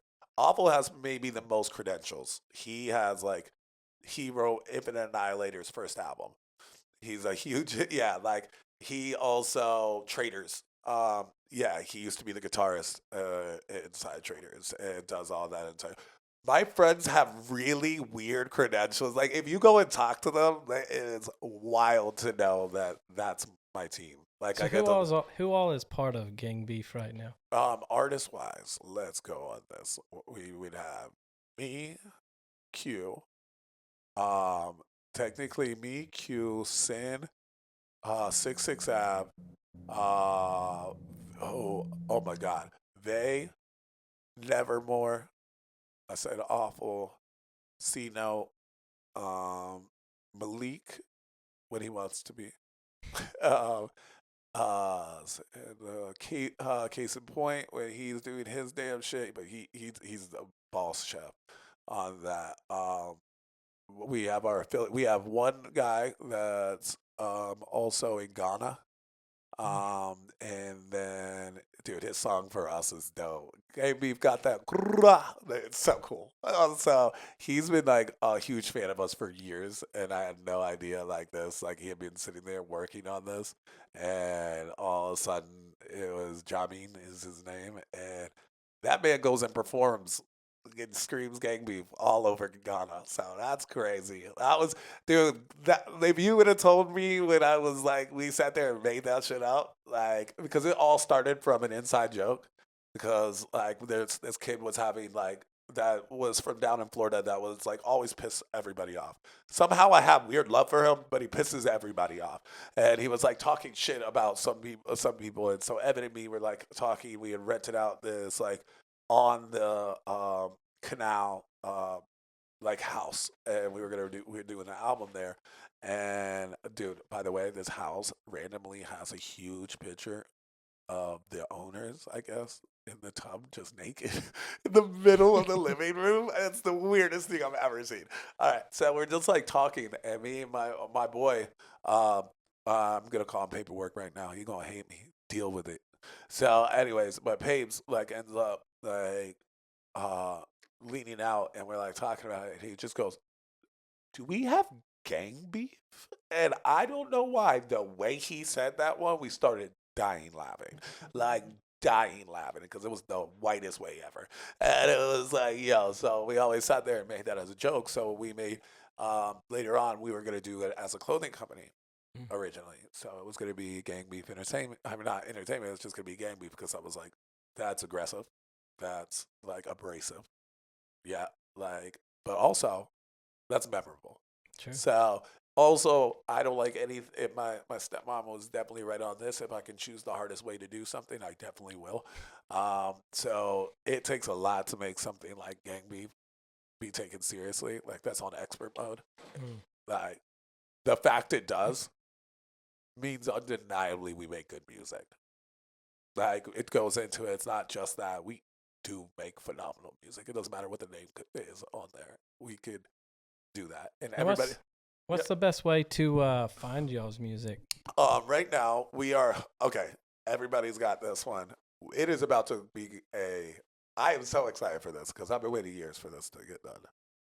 Everything you should probably follow us on anything you would like to. I'm a huge visuals person as a CEO, so I'll tell you a lot of probably maybe my YouTubes and stuff like that to go into this entire thing. But we will be having Gang Beef, the album coming out, which is all of our artists in our certain way of being able to perform it. It just shows us off. And it'll be all coming out. We retook everything down. You can look me up on what was it, Spotify, but on ACG, but it's limited right now. So we're going to be dropping years worth of content. And When does this come out? This honestly is supposed to be done as soon as we got to it. We had one of our engineers move away that was working on all that we needed to get done. So right now we're just finishing up with a new engineer, getting that entire shit done. And when I mean it's not going to all be perfect, we going to drop an anvil on people's heads with how much music it's going to be coming from there. It's going to be awesome. But you can look us up on Spotify or doing anything about that. I would mostly go to our socials right now.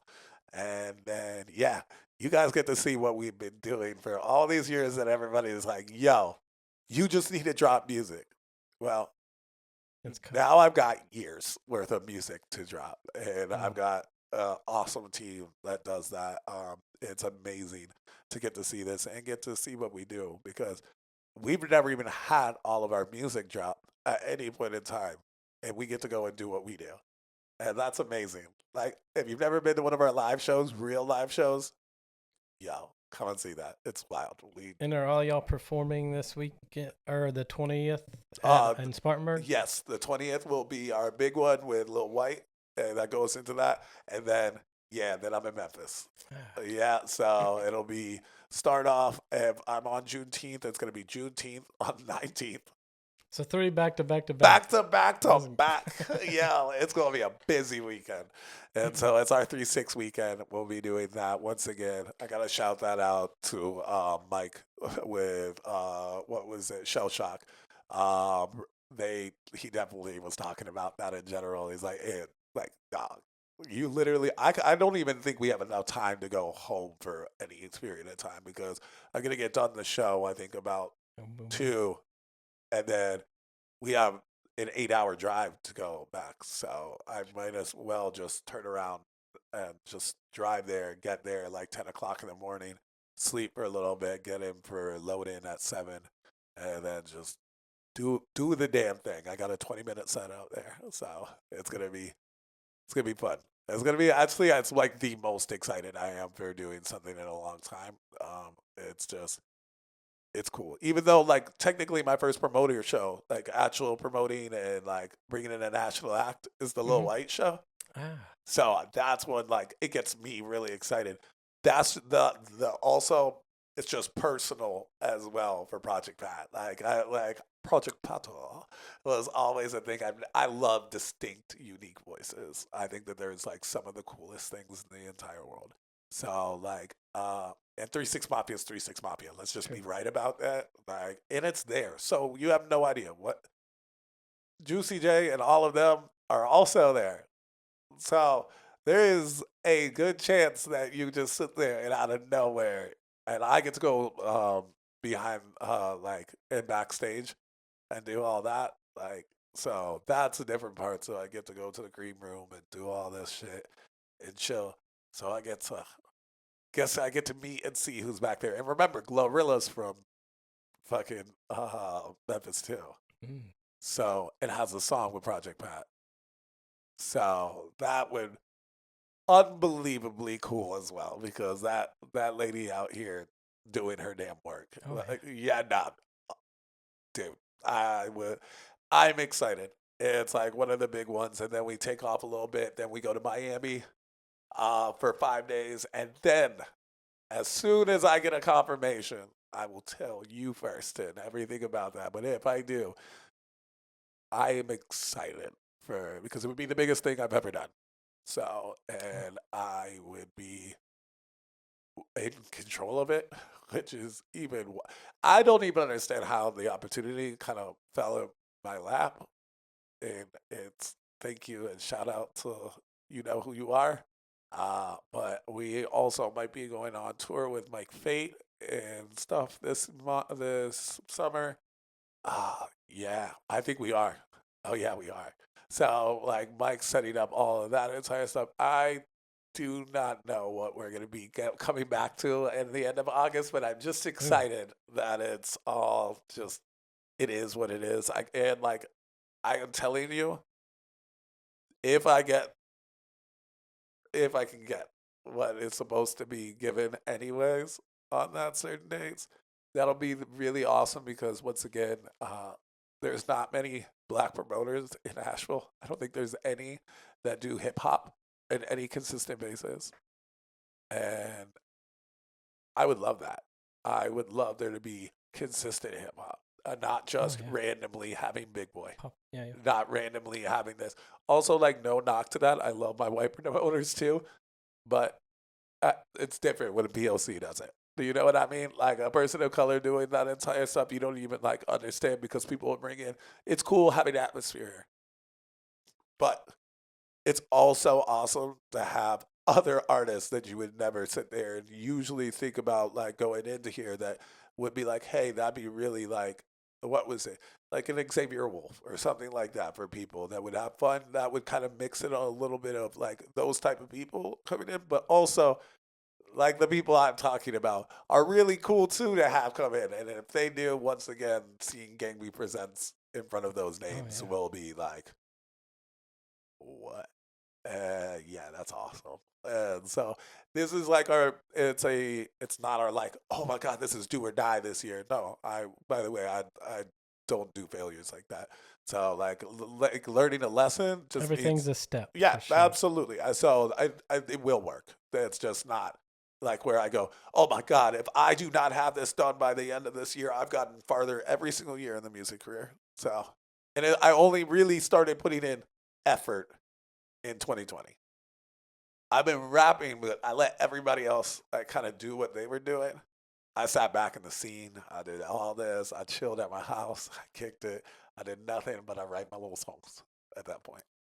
It was after watching everybody do shit things to people and watching a few people that had opportunities for people take advantage of people that I was like, cool, I'm going to do this. Cool. So I brought all the teams of Avengers and brought all my friends from all over the country. And I go, yeah, hey, want to do something with me? And it's been really fun because getting told by like ARs and high ups and all these different places, just going, anytime we've ever had you guys anywhere, the talk of the weekend is you. So I'm like, it's because our team is Billy Badasses. So yeah, and it's been amazing. I cannot explain how cool it is that like the people that are around me and that like support me and do that. Shout out to my fam, shout out to friends, all of them. Like if I sat here and started naming names, I don't care to do this, guys. You know who you are. So like it goes into that. Is just I'm super super blessed about that. Honestly, like I said, I could go nowhere farther, but having the exact experiences that I've already had and having the friends and family that I do, I'm keen on that. Teamwork in anything is like the most important thing. like you were talking about earlier, being honest with criticism. Yep. And having that team that's honest with you, not really like beating you up or trying to like not letting their egos try to I hate make you yes feel men. bad. Like I know when I was first getting started out, like the guys I was hanging out with, they didn't really make music, but it's like I was trying to, and all they had to say was, "That's terrible, that sucks." And it's like, okay, I know it wasn't great, but they couldn't find one good thing to help push you. So like it pushes you away from wanting to do what you're wanting to do because you're not getting that support. Everybody sucks at the and beginning. and like getting that right team around you and getting the right people around you that's honest with you, but like motivating you and helping you wanting to go, and they're going after that same dream. I think that's a game changer in really anything you do in life. Like Getting like it right. Wu-Tang actually hit us up to sit there and actually care about what we thought of their music. Ooh. So like sent us an album through one of their people, and they were like, "What do you guys think?" And the smile on my face, because you couldn't have told me like ever, that goes, "Hey, by the way, one day Wu Tang will care what you think about their music." I'm just like, what? Yo, that's crazy. Like it's shocking. Like getting to hear, like it's really weird. All the people, and it's like strange because I didn't even go to many concerts like that when I was younger. But the one that I did was Redman and Method Man, and I got to like smoke with Method Man on stage because I was smoking a joint right out front, and he looked like right in front of the stage. This is right when Ayo came out, and he goes like points me out and just goes, and we sat on the edge of the orange peel stage and just smoked a joint together. So that was my Method Man story. Well, my other friends got arrested for smoking weed outside. Yeah, that's the way to get it. So, but like it's been awesome. It's like something that like at certain points in time I've definitely sat there and wanted to quit or do or like, but music is maybe the only thing that I've never just like gotten bored with. Like because I get to keep making things, and it's just like, and it makes people smile and be happy. And like honestly, like I said, that's not. This isn't cockiness. This is a factual statement. Everybody around me is damn good at their jobs, like really good at their jobs. And that's the crazy part is 90% of the things that everybody loves us already for,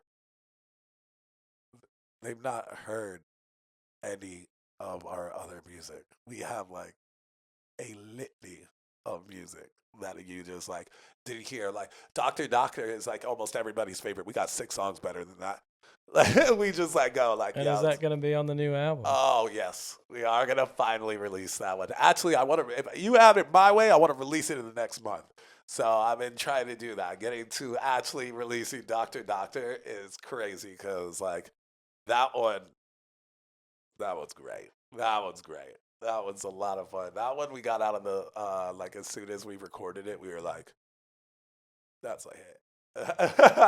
And then with like no promotion when we did it the first time, everybody was like, that's a hit. And that's just been amazing. Like it's the one that's got complimented all over the nation. It's wild. It's like it's been really, really cool. Just like making music and getting progressively better. I still love it. It's like working out and staying like in shape. Oh, It's yeah. like, yo, dude, all it does is like make you feel better about doing it. Like you would not have like the confidence that I do. I've always been pretty damn secure with myself, but like musically, I was like, you know, give or take. It's whatever. But then all of a sudden, I was like, I think it was my sister going, "Hey, you're like the biggest waste of talent I've ever seen," and I go. And that's how my sister talks. Okay, so let's get this right. I'm not about to say this. She's actually got her doctorates, so I'm really excited. It's weird to think my baby sister has a doctorate now. I will refuse to call her Dr. Heather Gelleny. But like, anyways, but she told me that, and I was like, you're all right. I never practiced in hockey, but I got to play out to semi-pros. You know what I mean? I never did any of the things that you're supposed to do. And I was like, okay, cool. I was like, you know what I am good at? Music. And I can change a whole bunch of my friends and family's lives and like actually provide something for the city. Like that does something because I love the art of it and I love how much it makes people happy to do. rap is so much fun. As much as it like is annoying, you can never replace those days in like the back of the car freestyling. Oh yeah. You can never. Like those are everything, or being around each other just to be able to do that. I don't do very many freestyle circles anymore because it's just not. It's weird. I will so do it, but I just don't do it as much anymore. But I also don't drink or do anything anymore. So it really, I don't get to the point as much where I'm just like, it's time to freestyle. Like, but yeah, I do still freestyle because we just work on shit. But like, I love the pen. So I love actually writing. I love creating. I love that the fact that like when we make new music, me and Q or me and Awful talk about it, it just kind of writes itself. Mhm. And it becomes like I don't have thought processes behind things, and then our subconscious usually comes out real hard in it, and it's amazing because it's like nobody thought about that. It just ended up being inside of it. Like the last song that me and Q wrote pertained to our situation so much, and the whole time we wrote it, we said, "Keep it vague, keep it vague." So it had nothing it was supposed to do. Nobody thought about this. I thought of the idea of the premise. He thought of the chorus. And then we get done. And then we go,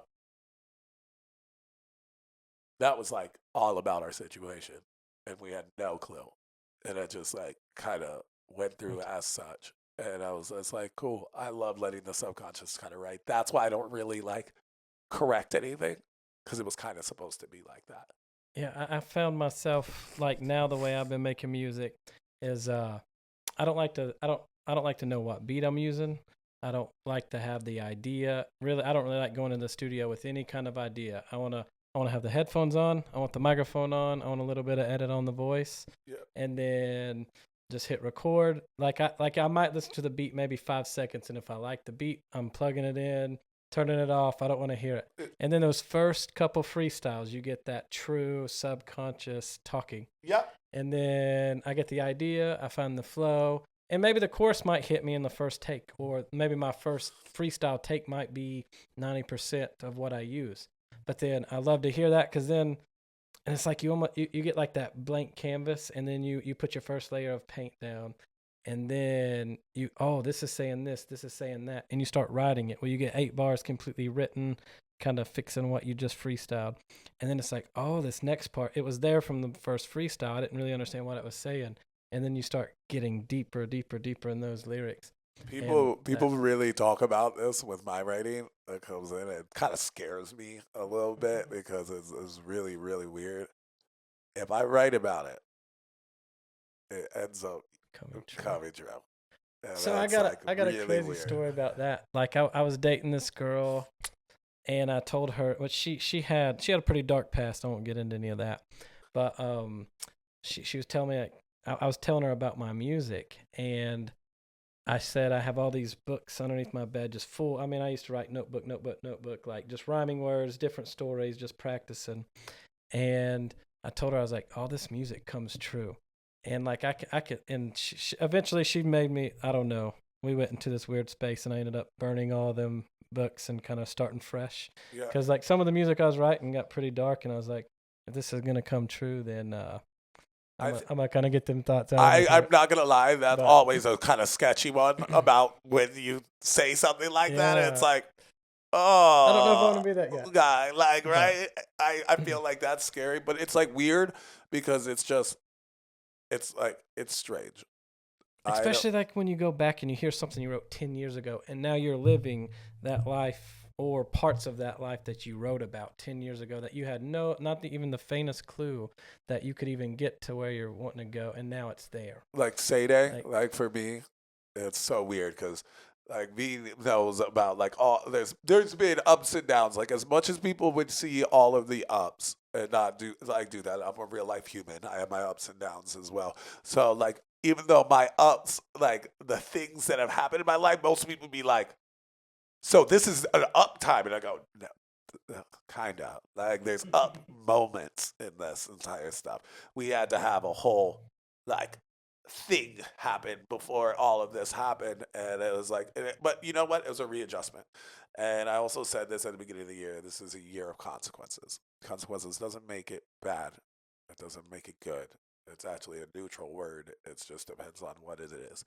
A consequence of your action may be signing for $1 million. That could be a consequence of it.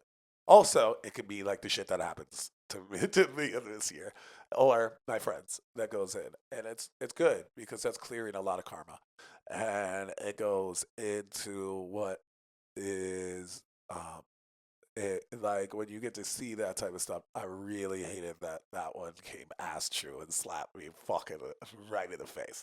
Like every single thing, like karmatic that could come in, like, and you know what?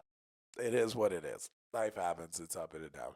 So, but like getting to see somebody like going through that entire shit, sometimes they look at my like I just kind of keep to myself because nobody really needs to know. There's nothing crazy going down. You feel me? Like how it goes into it.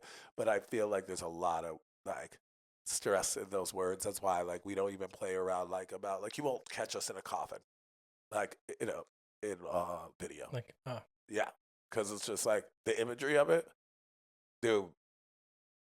We're pretty dope at manifesting things, and I don't like that. Yeah. I'm like, yeah. Let's not play that. There's a lot of truth in it. Like music to me anymore is like more affirmations and it's crazy how real it really is.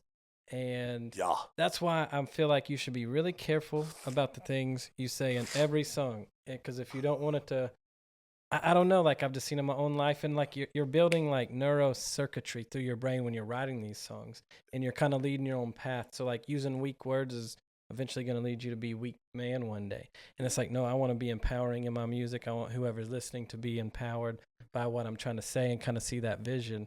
And I don't know what it is, but it feels like 90% of the music I've wrote has in some sort of way came true.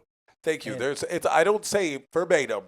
Some of them are, but I say most of the time verbatim. No, it's not like that. But you get to hear like it's like say they where it goes say they got my back. The funny thing about that is not facts. I always got them when they need me, but I called. They never hit me back because I really show loyalty. And these are things that they lack. Thought that I was unbreakable, but it started to crack. Yeah. Love is a fleeting word. I know that it sounds absurd, but people are willing to take what you build and then kick it all to the curb. Like when you get to hear that and then hear what has happened towards me over the whole year, it goes, well, that was spot on. And I look over and I go, yeah. And I wrote that like 5 years ago, 6 years ago. You know what I mean? Like, and getting to hear that later on and go, oh.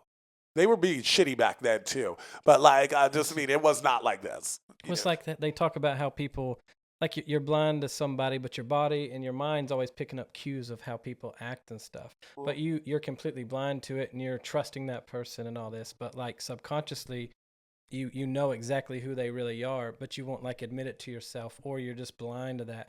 And then that music comes out. Like I had something last summer happen.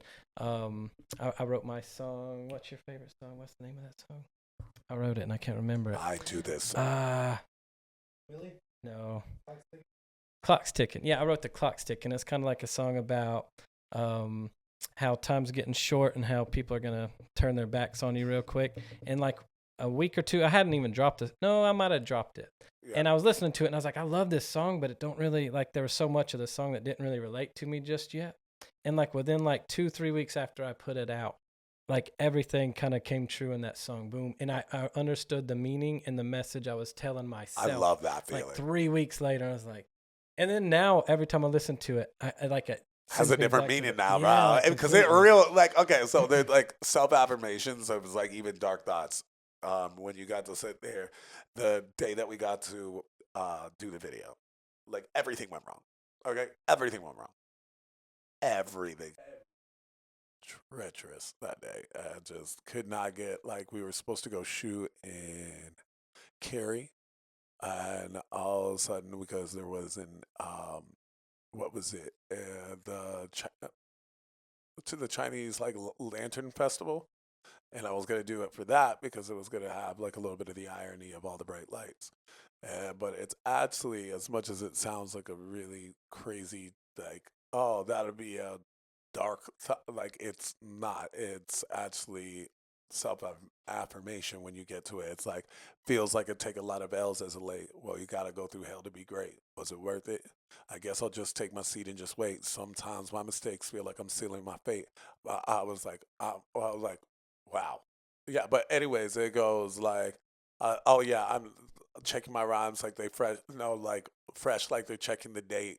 Um, my shit lame. Nah, that doesn't equate, and it just keeps like going into things that like be I do a lot more self affirmation things so that I don't bring on negativity. It's kind of like the same reason like why people had a thing with like Juice World always talking about death, Oh yeah. and then Or Mac Miller, or like Mac doing the coffin. like that self-care song. Yeah, He's like September I fall down below. Now I know that the yeah, medicine be on call.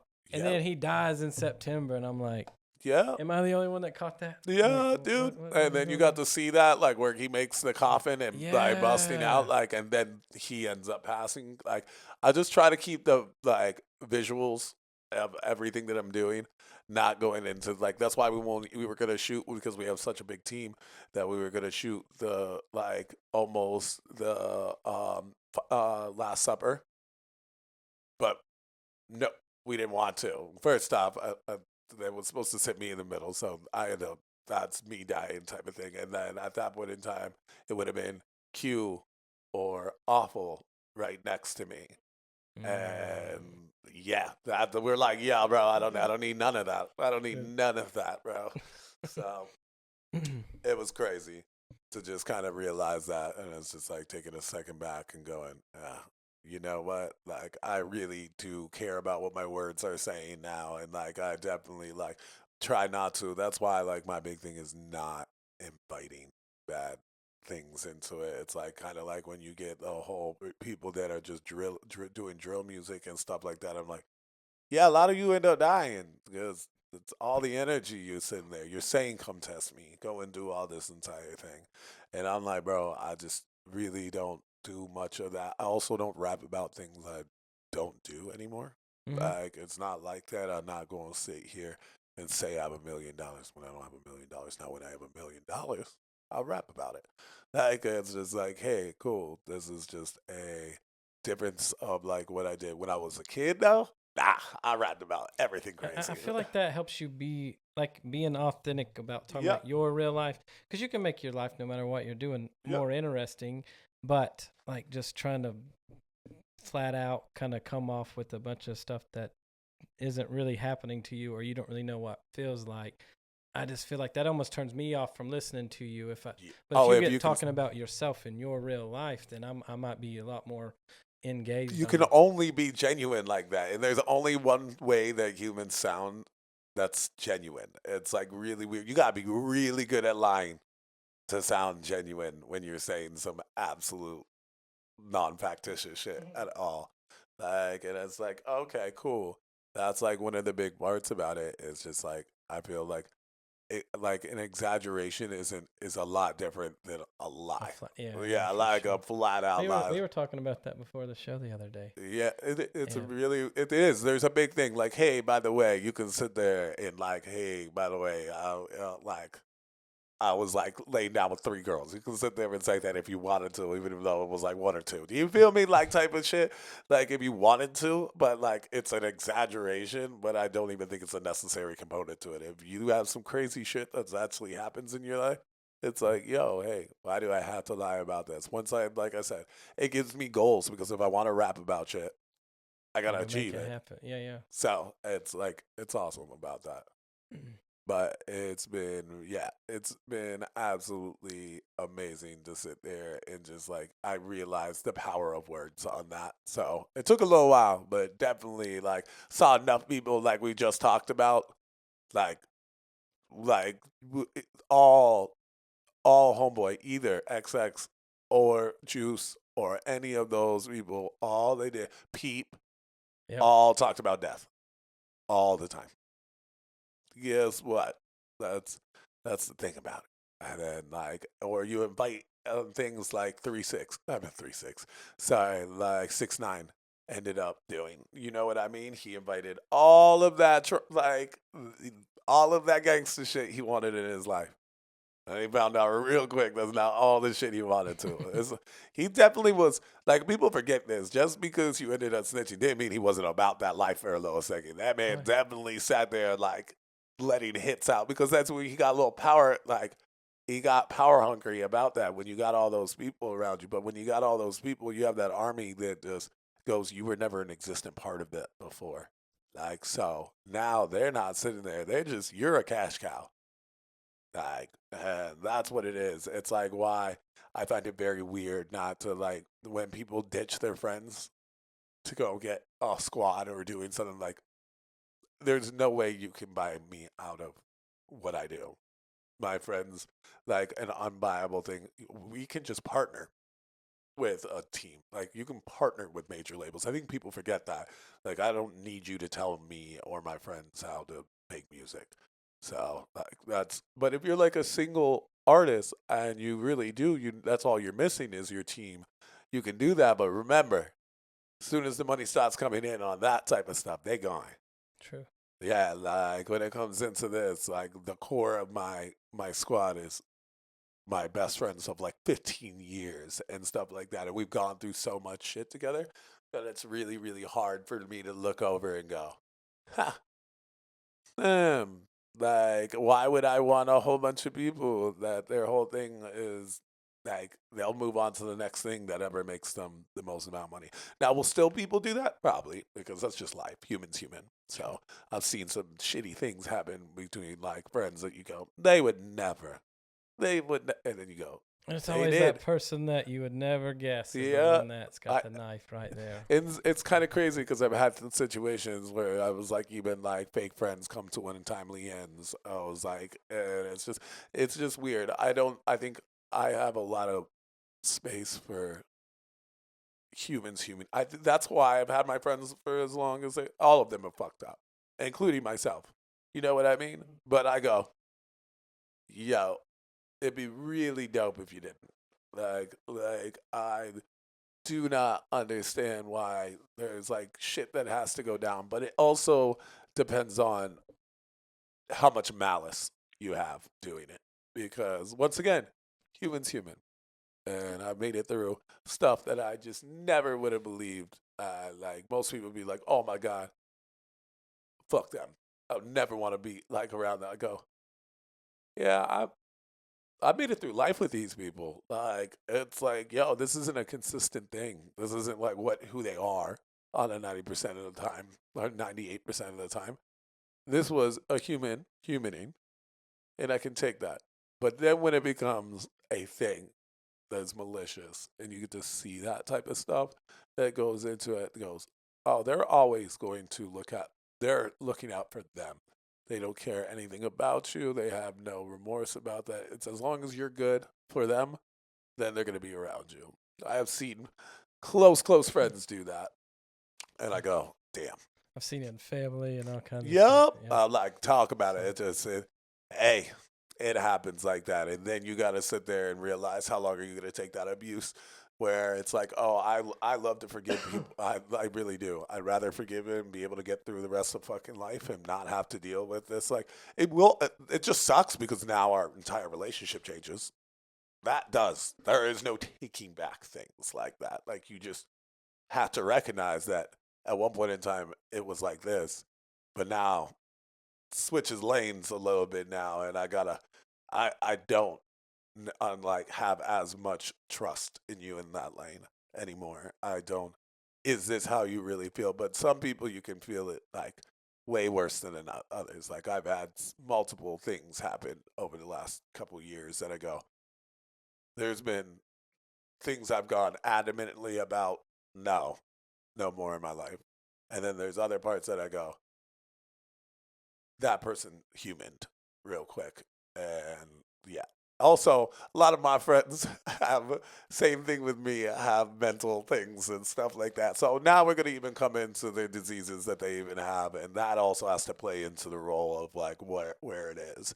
Because if you got a friend with schizophrenia, that's like going into that, paranoia is a part of that. So then all of a sudden you're going to have to recognize that that's going to be a part of who that human is. Like I have a lot of friends around me that have BP or BPD, or bipolar, and they'll look over and just go like, so you got to realize that there's going to be triggers for these people that are going to go into this. There's going to be good days and bad days that go into it, but it also allows me to have that ability to like sit there and like deal with people. I love how long my friend group has stayed together, because that's like one of the big things about like Gangbeef Entertainment in general, is that a lot of us made it through years. Like before we drank, before we all of it, like, years together, that I kind of go, well, like, bro, it'd be hard for me to just throw away. Who am I going to make friends with like that? Like again, like there was way more years of good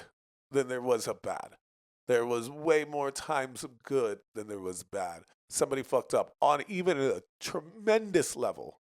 I can still go like 90% of the time I go, I don't want to make another friend like that. Like, you know what I mean?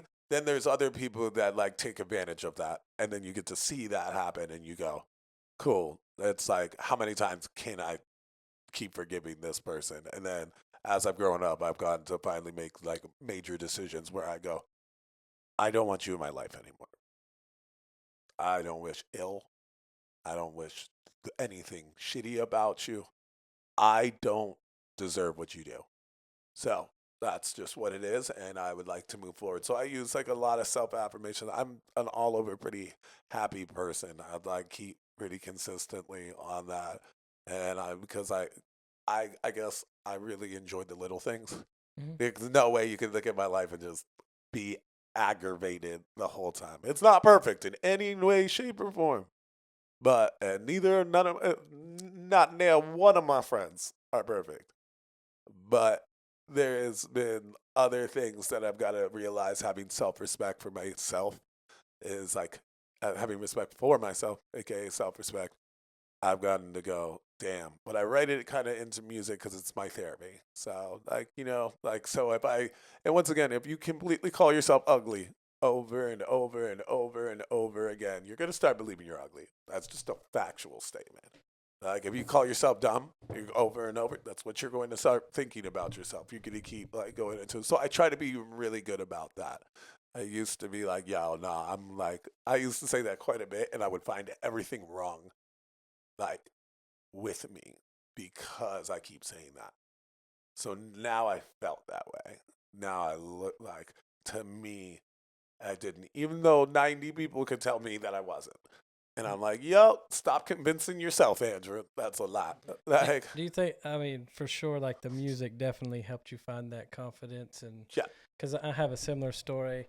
Like I used to have terrible self-talk, and then like just putting my thoughts down on paper, and like I've always liked to write because I don't like having any rules writing, and I think that's why I like to make music because it's abstract. there's no rules to it, and but like when you start seeing those words and you're actually writing with lead and paper, and you start seeing them and reading them, and then you're practicing them over and over and over, trying to get them right on the beat, like it does start to click, and then you start to believe in yourself. And then now, like if I haven't made music or tried to write a song in a few weeks, I get in like such dark places because I need that music to help me, like with all the stress of life and Yep. running a business and having family and everything. It's like I need to have that night once a month at least to go in there and just let all that out and try to figure out what my brain's even trying to tell me. It really is my therapy. I know that's like cliche, but it is therapy. And it's always, I feel like it's always been there for me, and I can always go to that music. It's my prayer, it's my meditation, it's my therapy. Like when I don't have music going on in my life, I feel like everything's just, like I feel so tense and so tight. And then it's just like going to the gym and stretching. Like you get all those thoughts out, no matter, like that's why I like to freestyle a lot, because like all those suppressed thoughts and everything, just you can just let it all out. You don't have to show nobody or anything. You let it all go on the microphone. I've got a bunch of poetry, just random poetry, like it's songs, but like they're really, really like poetry style. Like you would get there and it's a bunch of what's going on in my head. And I go, nobody even needs to like hear this. Like if I went through like, what was it? A lot of my boys, their favorite part of mine, like a lot of people don't get to hear this, but I have a bunch of songs that are just for me. But if you listen to them, they're like, yo, you write like that? I was like, I do. It's not. They're not the ones that are super fun. They're not. Yeah. They're not always negative either. They're just not the ones that you like. They're really in depth, and it's like much more poems than it is like poems with some music with them. Yeah, yeah. Yeah. I know we talked earlier. Are you ready to do the rap roulette? Let's try this. Let's see All right, how let's see how it horrid goes. I do. We're going live with rap roulette number 3, featuring ACG. Hey. You keep my money around. Hey. When Hey. I'm living in town. I've had enough of Hey. Brandon Chatty. Yeah, they wanna take a second better look. I'm like, damn, let them on the beat and let them cook. I know, guess what? I take them over like the Rook. And everybody know I like an earthquake, I got them shook. ACG, the king, he come with the ring. I'm like, oh damn, he hitting hard. You know what he sees? Nah, you can't be seen from where I'm at. Nigga, what you mean? He gonna hit it right back. Look, I've been daydreaming, and I'ma keep seeking the higher meaning inside. Keep putting my blood and tears in this meaning of these songs that I write. I'm just sick and tired of everything that goes on in my mind at night. I've been daydreaming, baby, who do you think you are? I'm about to make it to the top, I'm going off. I cannot stop till the day that I drop. And they put me 6 feet deep in the ground, and I'm like, a cop. guess what? You know that you've been showing, yeah, you show your obsession. I'm like, oh fuck, they could never match my progression. I'm like, oh shit, he gon' serve it all up. I'm like, fuck nigga, yeah, you better back the fuck up. ACG, GBE, and TMG, we kill it though. Nigga, what you doing? I'm causing up all these feelings, bro. Yeah, they wanna get it, but they can't do it like me. You gonna see that he does it excellently. Oh, he gonna go right in. The motherfucker unwashable like unforgivable sins. They wanna do this, nah, they wanna do that. This nigga got some boys and they ain't scared to make it clap. Look, I got them fresh new J's. I'm about to elevate and take over the game. I gotta keep making my way. Yeah, I make my own lane. And lately I know that I'm going a little insane with these thoughts in my brain. But I keep on contemplating everything. I got the plan, I'm taking steps, I'm never gonna back down. If you can't handle it, then you better get used to the voice. You know, I'm like, okay, let me teach you all a lesson.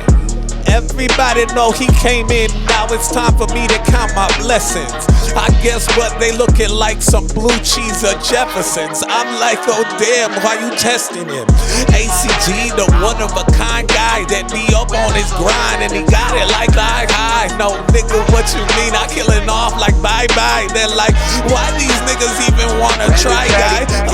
Yeah, they all gon' see. I mean, he had to do this, nigga, you gon' ball like me. I mean, he had to get this nigga, you don't go like me. I mean, he nigga, what you mean? I feel all on me, all fucked up. Yeah, they wanna see me. Nice job, Kitty. Yeah. Yeah. All right, that was live here on Rap Roulette number 3, featuring ACG. Yo. Thank you. Thank you, sir. Thank you, sir. Oh. Bet. Well, I do appreciate you coming here on the iMAXX podcast for episode number 7. Tell people one more time how they can find you, what you got coming up. All right, so I was gonna say we have Shit, sorry. Ooh. I forgot I only had me on that one. Ooh. Damn. At least you can just rap. It's still good. Hey, I got it. That was a freaking dope freestyle, by the way. Dude, I messed up a few times, but like I was like, oh damn, I fucked up. But that was like, I do like some of those ones. And also you can find me on anything with GBE ACG or Andrew ACG. Look that up. Look for the blue check mark on that. Gangbeef Entertainment. Just look up Gangbeef ENT. Google us. And they got that project coming out. Yes, so we do. Coming over here, we're going to be working on it really hard over this next month. So we're trying to be having it like start with the first song though will be coming out. Will probably be Sunshine for the summer, and also big one. Look up. I gotta see where was this one. All right, so on the 19th, on the 20th, we had the Lil White Show at Ground Zero. Once again, shout out to Shell Shock. Shout out to Mosh for Lives, all the artists that are on there. I'm actually going to read out that one on that Okay, it's got Bazooka Joe, Black Bart, Midnight Yami, Scotty Too Hottie, Gangbeef Entertainment, Mr. Toxic, Lost, and Manicure. And also, you can put in right now, we also have tickets going for if you put in the code. Let me see this. I was trying to figure this one out. Oh, yes. This is ticket link right there. Where the heck is this one? But you can go look it up on Fresh Tickets or let me see one last one before I do this because I want to make sure you guys can get this properly. So much for life. We have once again on this one for lives. Okay, if we do not have that, I don't even know where it is. Okay, I have actually I can go check that. But on the next day, we are in Memphis and we will be oh, the code is white15 and it's only I believe for the next couple days. So please, it's $15 versus 30. So if you want to make 30 at the door, do it. So, but if you don't, you could go on there right now, go and check up on any of that. Once again, Gangbeef on anything, Gangbeef Entertainment. It's a pretty unique name, so there's not much that you will find differently except for real Gangbeef. But as well, we have the next day, we have Memphis with Project Pat, and then we have a bunch of other things coming out. I'm really excited for all of our different artists. We have a video for Nevermore coming out. We have our video that'll be coming out with Carousel. Shout out to my boys Mike Fate and Vietnam. Those are go and check out Vietnam's new music video. It's on any of this entire thing, and I believe it's called Step. If I got that right, I'm in the music video, so maybe I'm a little partial to it. But it's called Crash Dummies. Honest Hippie. Look him up. That's phenomenal. Those are my Detroit boys, and yo, that's fam. Once again, we should be having a really exciting announcement coming up here. We'll keep you guys up to date. Keep up to date with us, and thank you so much for having me on here. By the Oh way, yeah, well thank you. I appreciate it. dude, no problem.